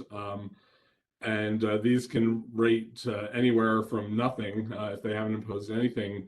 The highest tax rate, I believe, these days is in Taos Ski Valley, which is 9.4375%. The state basic state tax rate is 5.125%. So Taos Ski Valley has imposed over 4.2% of additional local option taxes. And so that leads partly to the problem of destination sourcing. That's a big change that was made effective July 1st of this year to the tax code. It was actually enacted in 2019 in House Bill 6 of that year, but it did not become effective until July 1st of this year. And that will, destination sourcing will let you know what local option taxes apply. And I'll talk a bit about that in a later slide. Next slide, please. So first, we're going to talk about what classes of sales are subject to taxation. And this is very important because there are lots of licenses that you can get in the cannabis business. There are lots of types of sellers. So you can be a wholesaler, you can be an integrated cannabis business, you can be a basic cannabis retailer. Cannabis excise tax only applies to retail sales by its terms. It does not apply to wholesale sales. You don't even have to report it there. It's only applying to retail sales. And the second thing is it only applies to non-medical sales. We've had some go around between our various departments on what we should call non-medical sales. You may see it referred to as recreational use. The preferred term that we're going for is adult use sales. So when you hear that term, adult use cannabis sales, that refers to non-medical sales. So only non-medical and retail sales are subject to the cannabis excise tax. It's very important for record keeping, and I'm going to talk a little bit more about that later, but to make sure that you know whether a sale is a medical sale or not. So whether someone has a medical cannabis card, either from this state or from a reciprocal state, that's very important. It's very important to keep your records in case you get audited, because you need to be able to show what was a non-medical sale and what was a retail sale, and what was a recreational or adult use sale. So for gross receipts tax, now all sales are subject to tax. And that's where you start from, but a deduction should be available for wholesale sales. So there's that section of the code that I've referred to there, section 7-9-47, which is the sale for resale deduction. And so if you're selling someone marijuana product, cannabis product, to someone else who sells that product in the ordinary course of their business, so that would be a wholesale seller, for example, selling leaf or flower to a cannabis retailer for sale to the public. That would be a sale for resale, and that deduction would apply. It's important, and the reason I'm saying it's subject to tax, but a deduction applies, is because you will need to report those sales. So you won't have any taxable receipts, but say you have, you're a wholesaler, you have $10,000 of sales in a month, it's all deductible, but that doesn't get you out of reporting it. You still have to report it. You'll report your $10,000 of sales, you'll report your $10,000 of deductions, you won't owe any tax, but you are required to report, and there is a penalty, $5 for each time that you fail to report. If you do have taxable receipts that you didn't pay tax on, you didn't report, there'll also be other interest and penalties. But assuming that your business is 100% wholesale, and you can comply with the terms of that section 7947, which will often involve getting a non-taxable transaction certificate or maintaining other records to prove that there was a sale for resale, you still do need to report it. So I just want everyone to be very aware of that. And again, as with the cannabis excise tax, only non-medical sales are subject to the gross receipts tax. The medical sales are deductible under 7-9-73.2. That was also amended with the adoption of the cannabis law. So again, when receipts are deductible, you do need to report them, even though you don't have taxable receipts. So if you're a cannabis retailer and you have, say, $10,000 of medical sales, then you will still need to report those sales, but you can take a deduction for them. And again, this is just how deductions work. It's not particular to cannabis or anything like that. This is just how all deductions work under the tax code. You do need to report. So next slide, please. Local option gross receipts taxes. So local option gross receipts taxes do apply to cannabis sales.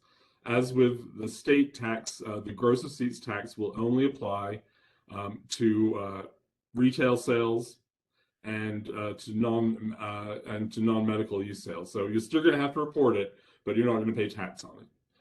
Most retail sales under the sourcing statute, which is 7-1-14, most retail sales will be sourced to the retail location where the purchase is made.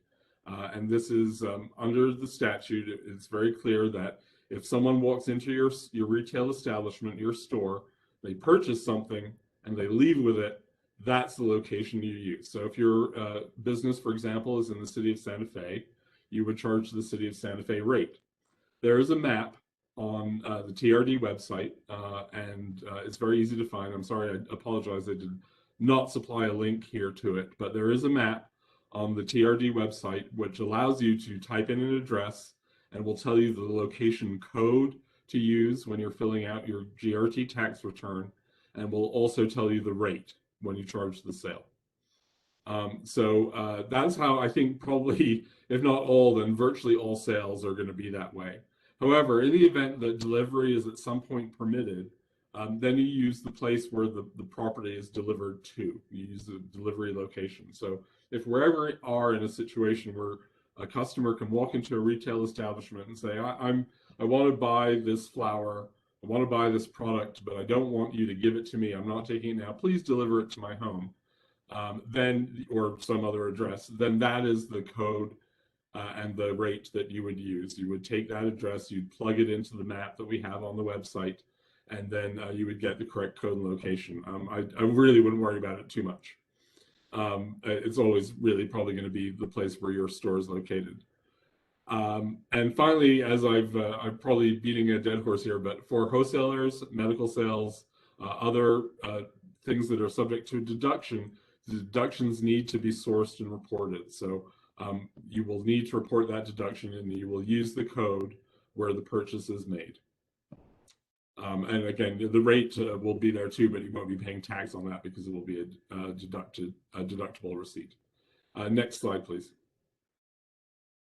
So what are your responsibilities as a business? First of all, you need to register with the department.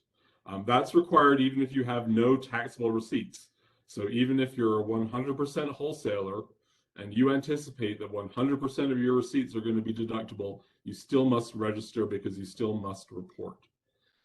So that's very important. You'll be given a CRS, what we formerly called a CRS number. That's the other big change that we made this year as we broke up what was formerly the CRS, or combined reporting system.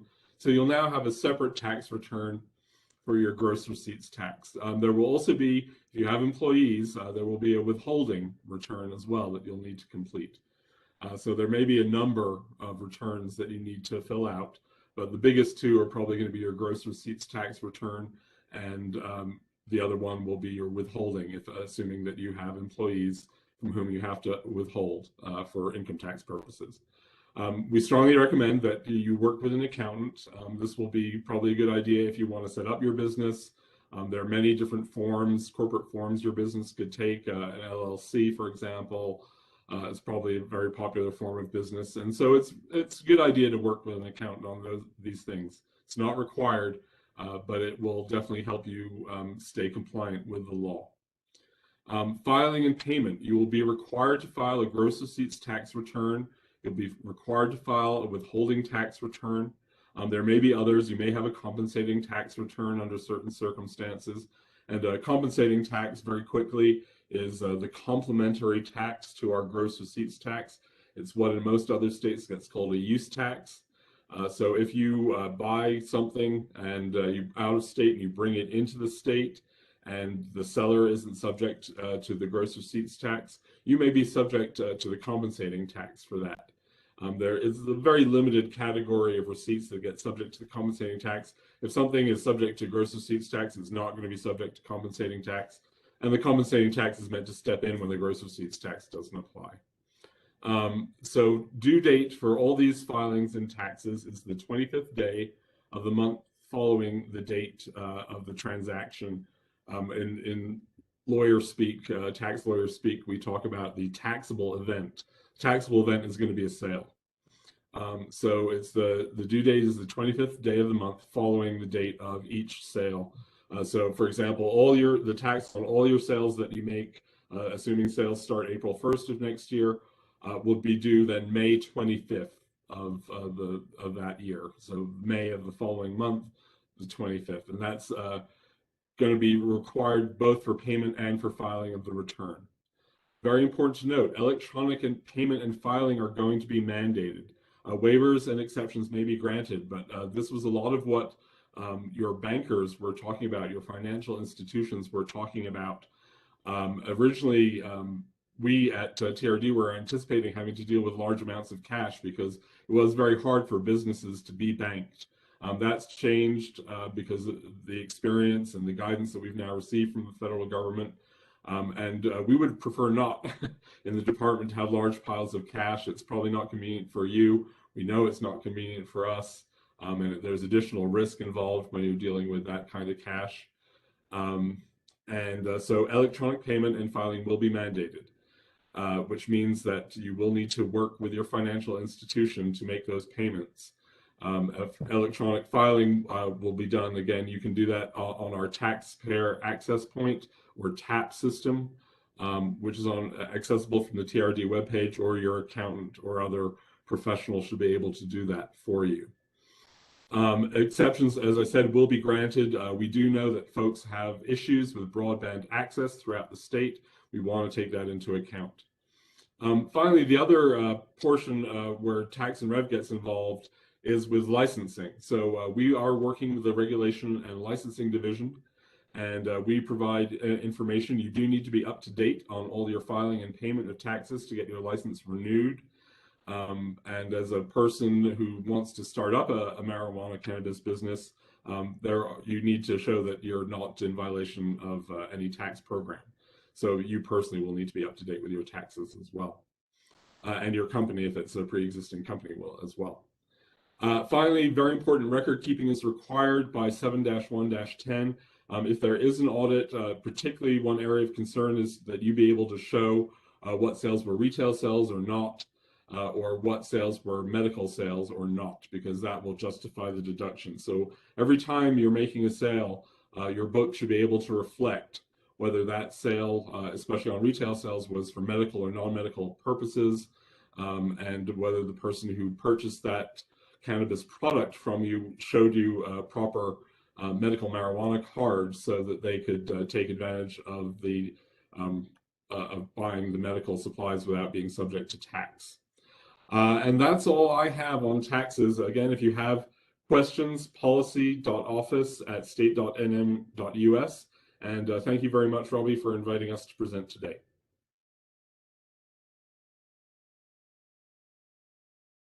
Thank you, Mark. We definitely appreciate having TRD on today, so thank you so much for that. Next, we will be moving on to Seedcrest. Unfortunately, the presenter for Seedcrest wasn't able to make it today, so I will present the slides on her behalf. Seedcrest is an online platform that provides cannabis education and workforce solutions. So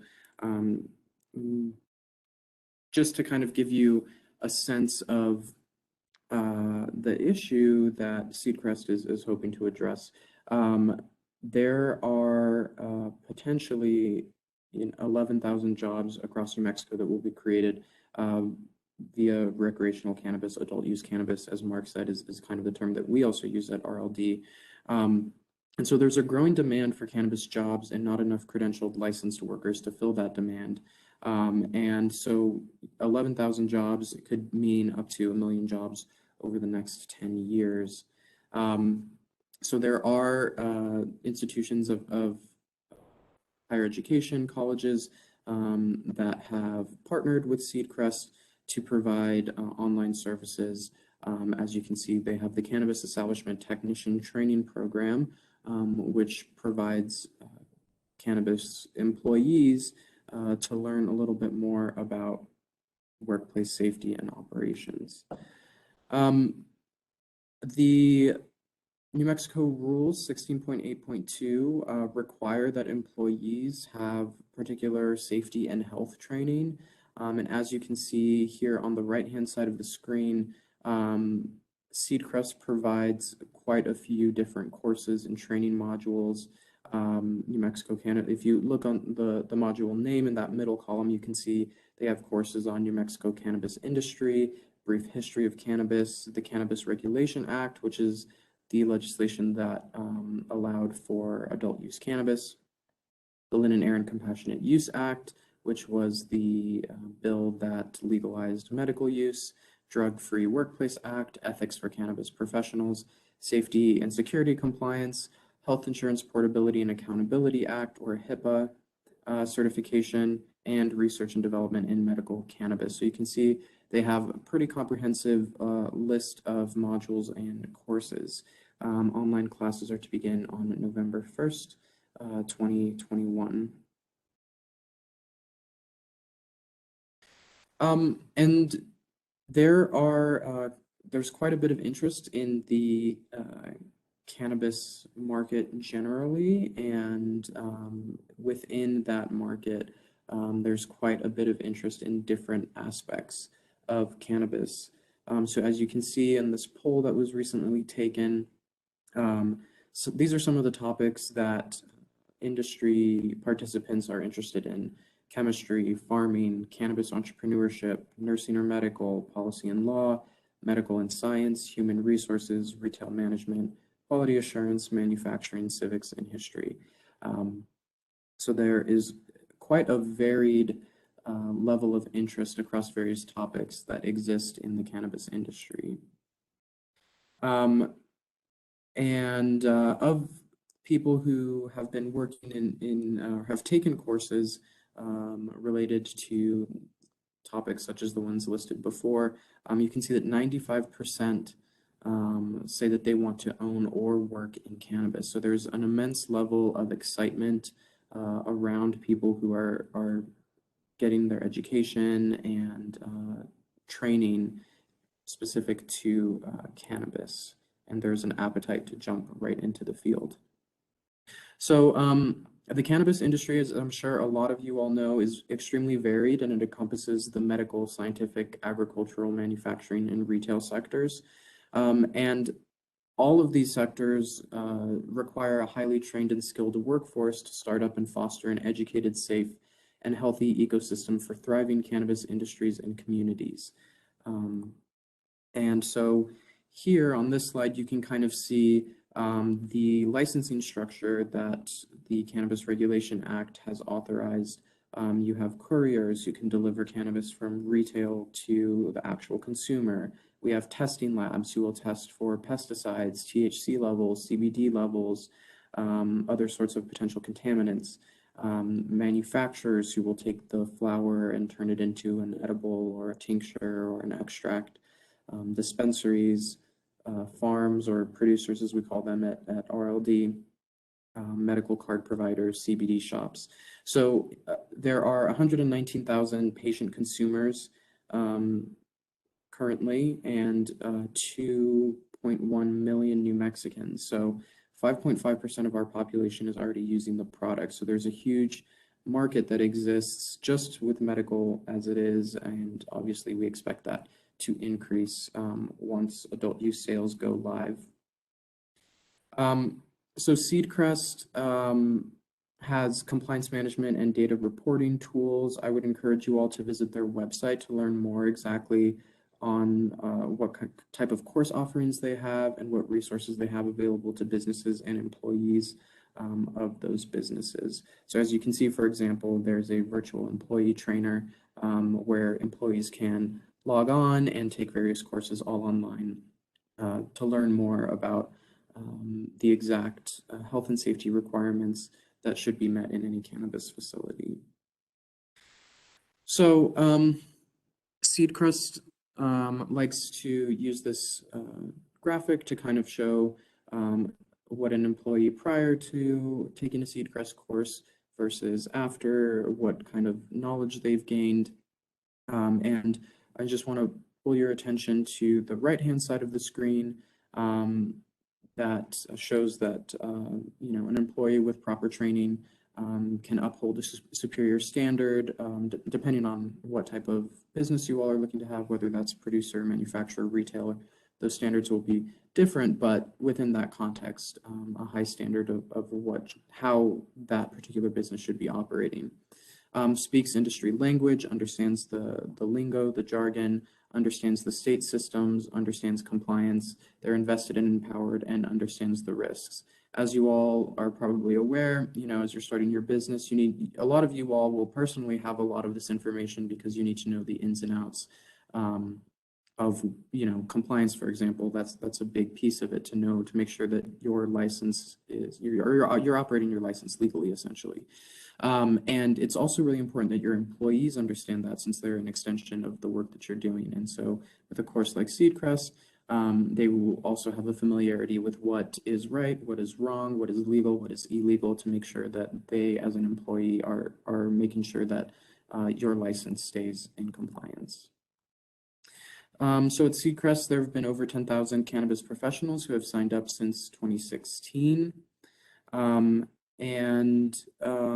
They are very familiar with the various licensing structures, both under the Lynn Aaron Compassionate Use Act, which, like I mentioned, predated the Cannabis Regulation Act, and now the Cannabis Regulation Act, which, for example, has created this new license type called the Vertically Integrated Cannabis Establishment. So you can see that there are different functions that license allows a person to have. So they can grow, they can manufacture, they can sell via retail or via courier. Some important cannabis employee terms, for example, that this course will familiarize its participants with, they're the difference between a cannabis server permit and a cannabis establishment employee badge. So these are two different topics, but this just serves as an example to show why familiarity with the industry and the rules and regulations is important. So here's some more graphics, more information on Seedcrest. Like I said, I would encourage you all to visit their website, to reach out to Shannon. And here is the information for their website, which is seedcrest.io. And if you have any questions, you can send an email to info@seedcrest.io.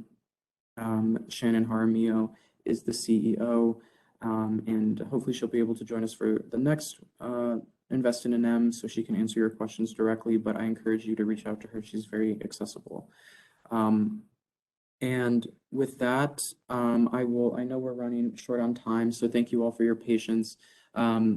This is the last portion of the presentation before questions, and so I do want to make sure that we get to some of your questions. So presenters, if you can stay on, please do so. If you can't, we understand. And for those of you that maybe have questions related to a particular topic, and presenters in here to answer that particular question, you do have all their contact information, so I encourage you to reach out to them directly. So the Cannabis Control Division is a division within the Regulation and Licensing Department that was created via the Cannabis Regulation Act. We, as a division, have some deadlines that we have to hit to make applications available to you all, the public. So September 1st, we needed to begin processing producer licenses, which we met. As of, I believe, August 25th, we've been accepting and processing producer licenses. January 1st, all other licenses need to be processed by us as well, and we are actively working towards that deadline. Another deadline to keep in mind is that by April 1st, 2022, so April of next year, retail sales are to begin. One thing that I want to make very clear when I'm talking about deadlines generally is that these are deadlines imposed by the legislature onto us, the division. There are no deadlines for applications themselves. The application period opened once we've made them available, and it does not close.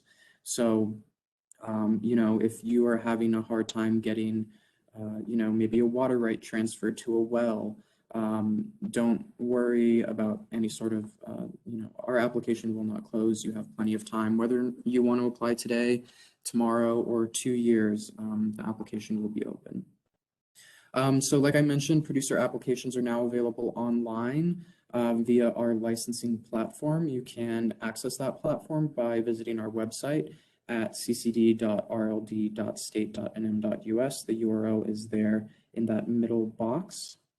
And subsequent applications, we recently promulgated some emergency rules related to manufacturing and manufacturer licenses. And so applications for manufacturing licenses will be forthcoming. We also have recently published our draft rules related to manufacturing, retail, and courier licenses. I encourage all of you to look at those rules. If you have any feedback, we are accepting public comment up until and through October 28th, which is our public rule hearing on those rules. You may notice that we filed emergency rules, but now are putting new manufacturing rules up for public comment. And just to give you all an idea of why we did that is emergency rules are only effective for 180 days. At that point, they expire. So with the new rules being put in place related to manufacturing, we are expecting those rules to replace the manufacturing rules and will be effective. So I really think that this is a great opportunity for the public to give us feedback on what they think works, what they think doesn't work, what needs to be added, taken away. And so I encourage you all to visit our website and look at our proposed rules as they stand. So here's a little bit of background on our licensing types and their corresponding fees. So in the left column, you'll see the different types of licenses that we have. We have our courier license, testing laboratory license, manufacturer license, producer license, retail license, research laboratory license, vertically integrated cannabis establishment, cannabis producer microbusiness, integrated cannabis microbusiness, and cannabis consumption area. I just want to draw your attention to a few of these, as sometimes they're just based on their name alone, there isn't a lot of clarity as to what that license type is, but a courier would be able to deliver a product directly from a retail establishment to a consumer. Vertically integrated cannabis establishment would allow for one single license to have several different activities. So they would be able to produce, they would be able to manufacture, they'd be able to retail and courier all under the same license. Similarly, integrated cannabis micro businesses allow for the same sort of multiple licensed activities under one license. The difference between vertically integrated and integrated cannabis is primarily on the production side of things. A cannabis producer micro business and any sort of licensee who has production activities under the integrated cannabis micro business cannot grow more than 200 plants at a time. If you grow more than that, then you would move from a cannabis producer micro business to just a producer license. So you do have that plant limit. However, you do not have any associated plant fee. Producers, and I'll get into this a little bit later, producers do have a fee that they need to pay for every plant that they are allowed to grow at any one time. And I'll provide a little more clarity on that. But as you can see, our fees range depending on the type of activity itself. So on the lower end of things, we have courier licenses as well as cannabis producer micro business licenses. So courier starts at 250 and cannabis producer starts at 500. The vast majority of them are 2,500 with $1,000 in additional fees for any premises. So it's based on the actual location, that $1,000 fee. And just one note, the cannabis consumption area does not have an additional premise fee. That fee is associated with that particular license type, and it's an individual premise license. So as I mentioned, producers will have plant fees. Micro producers will not. Micro producers can only grow up to 200 plants. So our plant fees, as you'll notice on this chart, start at 201 and then go up to 8,000. So our per plant fee, so for the fee that you pay for each plant is $10.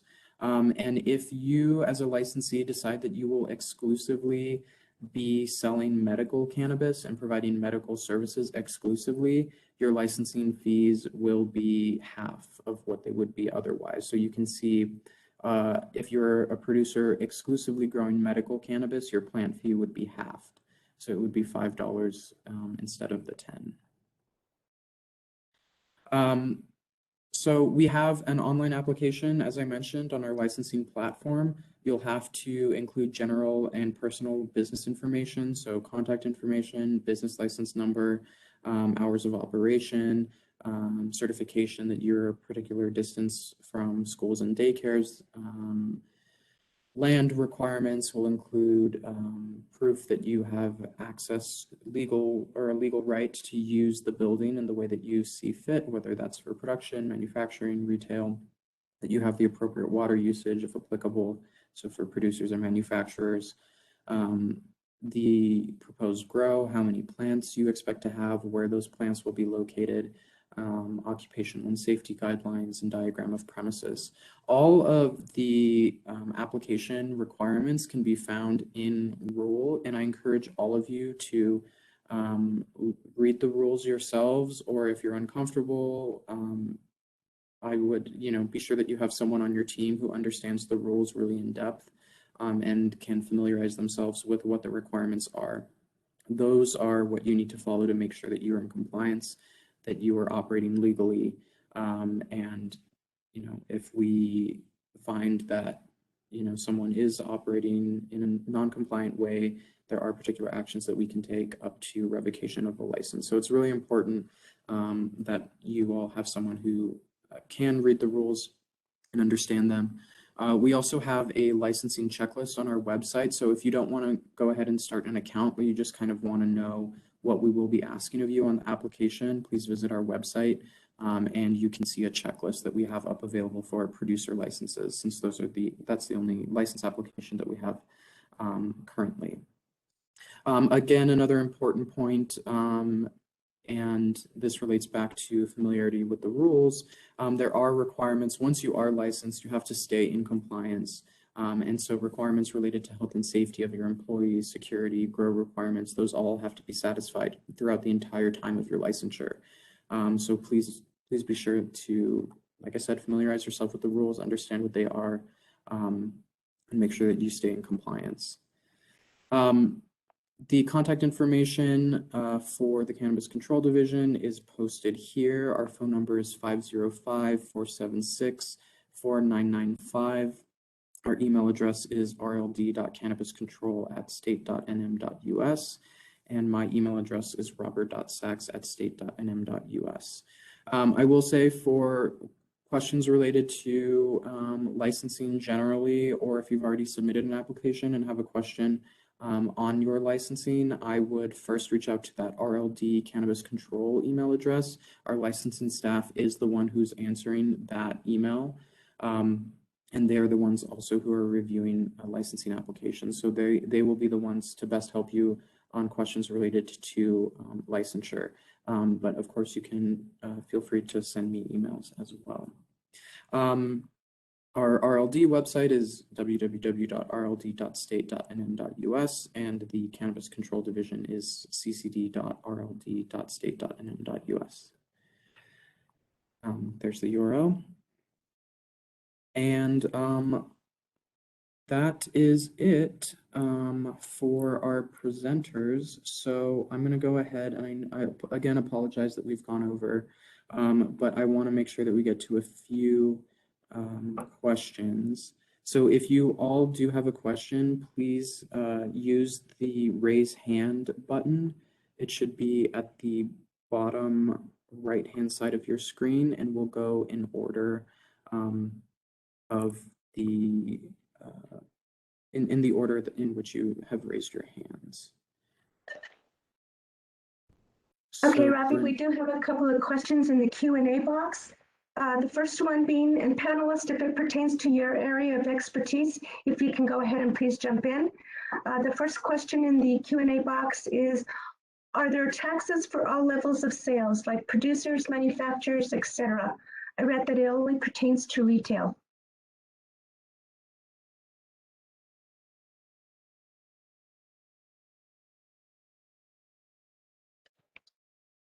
Is Mark from Tax and Rev on?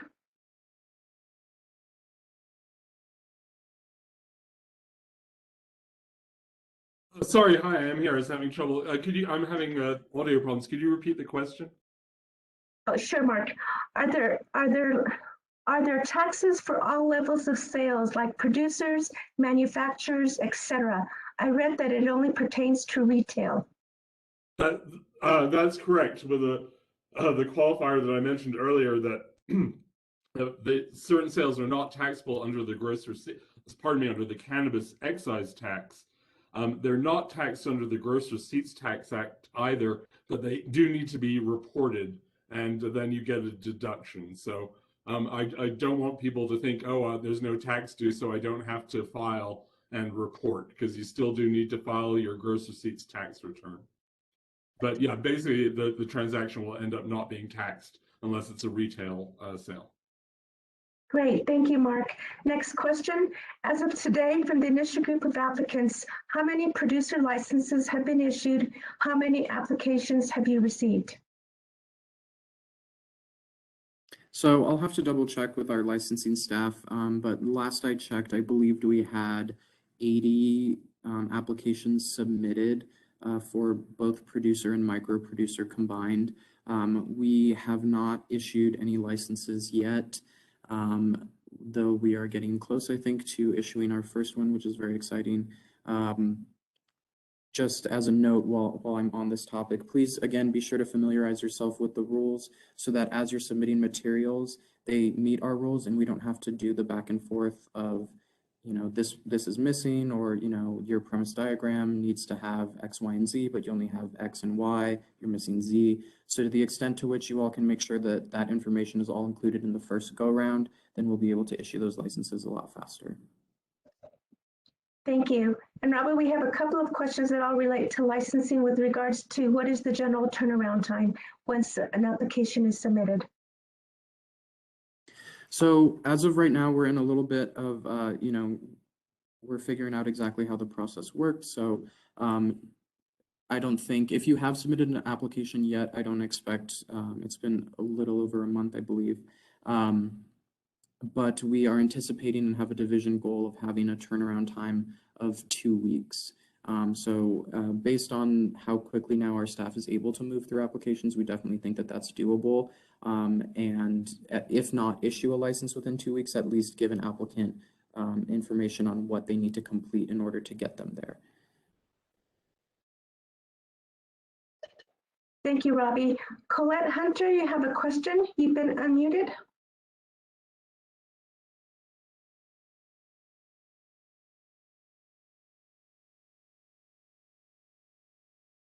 Integrated cannabis, Mike. Yes? Go ahead, please. Thank you. Okay, sure. We have a few questions, actually.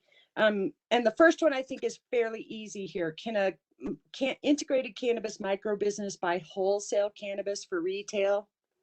So in other words, could it be, we could have more than one license and have one of them be a cannabis producer, and then we have our integrated cannabis micro business here where we would retail it. So how does that work? I'll have to double check the statute, but I believe that with a cannabis micro producer, the vertically integrated one, you have to keep your product within your supply chain. So Right. you would grow it, manufacture, retail. In terms of, and you had a question about having multiple licenses? Well, yeah, because I think in the Cannabis Regulation Act, it mentions that there can be any number of licenses that operate out of one establishment. Mm-hmm. Yes. So that is possible. But let me get some clarification on the micro producer question. And if you want to shoot Sure. me an email, you can go ahead and do that and I'll get back to you. Okay, we can do that. And then the other one we have is currently we're working with our county authority here, trying to get, we're going to the zoning meetings, et cetera, but they're saying that they'll issue business licenses once the state figures out all the rules and all of this stuff. And I'm thinking that couldn't we just go ahead and apply for a business license, because we're going to need that in order to apply for the integrated cannabis micro business. So we're having a problem with the chicken and egg issue here. Basically. Right. So this is a great opportunity to bring up the provisional license structure that we have. So if you are facing an issue from a third party, a local jurisdiction, for example, whether it's the business license or maybe a zoning ordinance or zoning approval, you can submit to us in writing why you're requesting a provisional license, and we'll issue you a provisional license that says, you know, you can't actually begin your license to operations, but this essentially serves as a license to then go and take to the local jurisdiction so that you can get your business license. In terms of moving local jurisdictions faster, there's not a lot of authority that, or really any authority that the division has to make local jurisdictions move faster. So we just encourage any constituents to voice their concerns, which I think so far, anecdotally, I've heard that you all are doing a great job, just the industry generally in bringing your concerns to local jurisdictions. So I would encourage you all to continue doing that. Thank you, Colette. Next person that will be unmuted is Gamma Mendez. Gamma, you are unmuted. Ask your question. Yes, good afternoon, everybody. The question is that I really didn't see a lot of details on courier licensing, and there's a lot of still gray areas or concerns that we have. So I don't know if we can have like a direct contact where we can, fade out these gray lines. So we have just actually published our proposed rules related to courier licenses. So because we are in a public comment period, we can't have active discussions about them, but that's exactly what the public comment period is for. You can read them yourselves, let us know what you think might need to be tightened up a little bit. You know, if you think that there are still some gray areas that exist, we encourage you all to let us know. You can submit public comment via email or via snail mail, and then also our rule hearing on October 28th. If you wanted to join that, you could also give public comment during that hearing. Yes, definitely. We are actually a software company. We're a delivery app, and there's a lot of stuff that we can help out, but there's also some stuff that we need to know for us to become a courier license. I think one of the requirements was to have a secure lock box. So that would be a little bit challenging for all these drivers. So we have over 100 drivers, right? So I mean, like, how can these guys have a lock box? You know, do you guys refer that to their glove compartment, their trunk? Like, there's that sort of stuff also kind of brings us challenging questions. But definitely, I would definitely jump into that. October 28th, you said? Yes, October 28th, and that comment that you brought up is, I think, a perfect example of if there's a question, if we've written something in regulation that maybe doesn't make sense from a certain perspective, that's exactly where we have this public comment period. So I would encourage you to submit that and related comments as well. Thank you. Thank you, Robbie. Next person we have is Robert James. Robert, you are unmuted. You want to ask your question? Sure. Thank you for taking my question.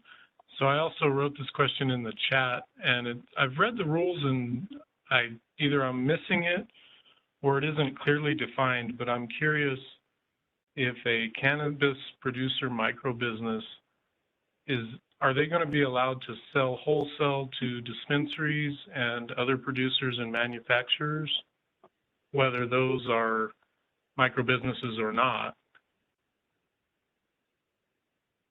Yeah, so I need to get additional clarification on that, actually. So if you wouldn't mind shooting me an email with that question, that'd be great. Thank you, Robert. And I'll put my email in the chat again, because I know we're not on that slide, just so that it's more easily accessible. Next person we have is Timo Serna. Timo, you are unmuted. Ask your question. Hello, how you doing? My question is about licensing in particular. some of the licensing requirements that are outlined in the law and in the rules make it seem like basically we have to have our whole build out done before we can even apply. And I was just wondering if that is the case, or if we can submit like plans for our buildings and placements and all of those things and do like the provisional things so that as we're going, we're getting closer to approval, or is that something that we just have to do all at once? Like, I'm just not sure how that all works. And that has been a big area of concern for our team.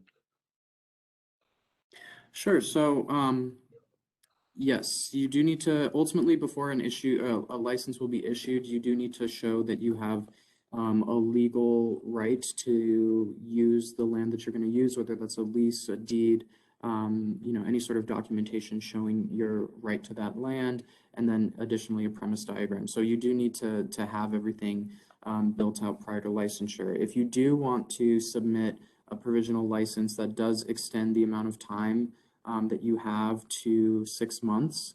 And then if you're approaching the 6-month mark and you think that you need even more time, you can write to the division again, and we can extend it for 6 more months. So you have, with a provisional license, up to a year to help you get your application materials together. Okay. I think I understand that. Okay, thank you very much.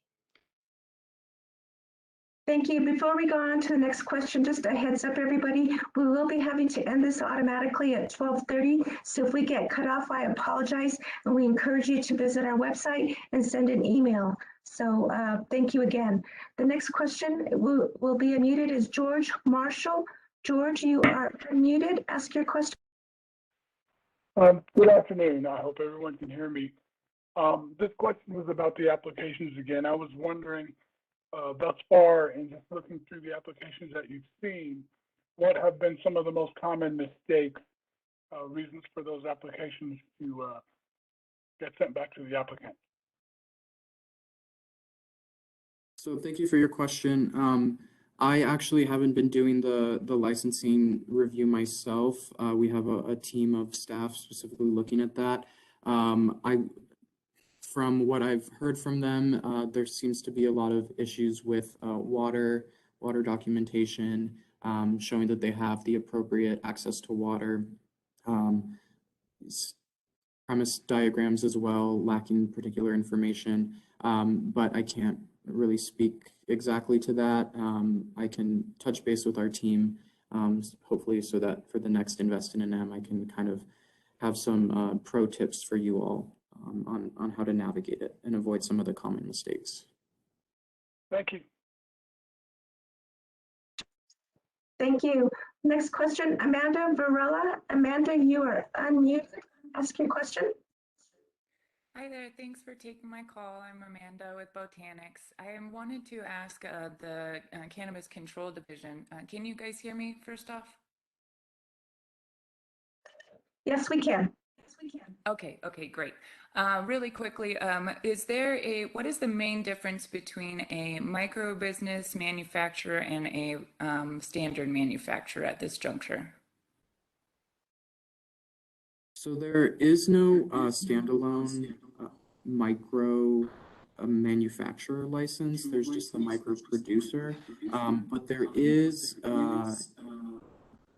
the vertically integrated micro business license. So essentially that would just reduce your licensing fees, but in terms of kind of benefits that the manufacturing functions have, they're essentially the same. The main difference is on the producer level, not the manufacturer level.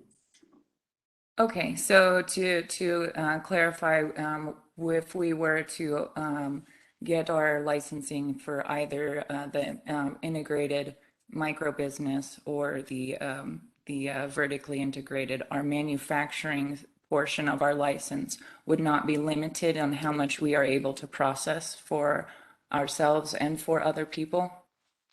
For yourselves, definitely, and the question of to what extent outside you can work with outside businesses and licensees, that's something that I need to clarify. So I would encourage you to send me an email about that as well, and I'll be sure to follow up with you.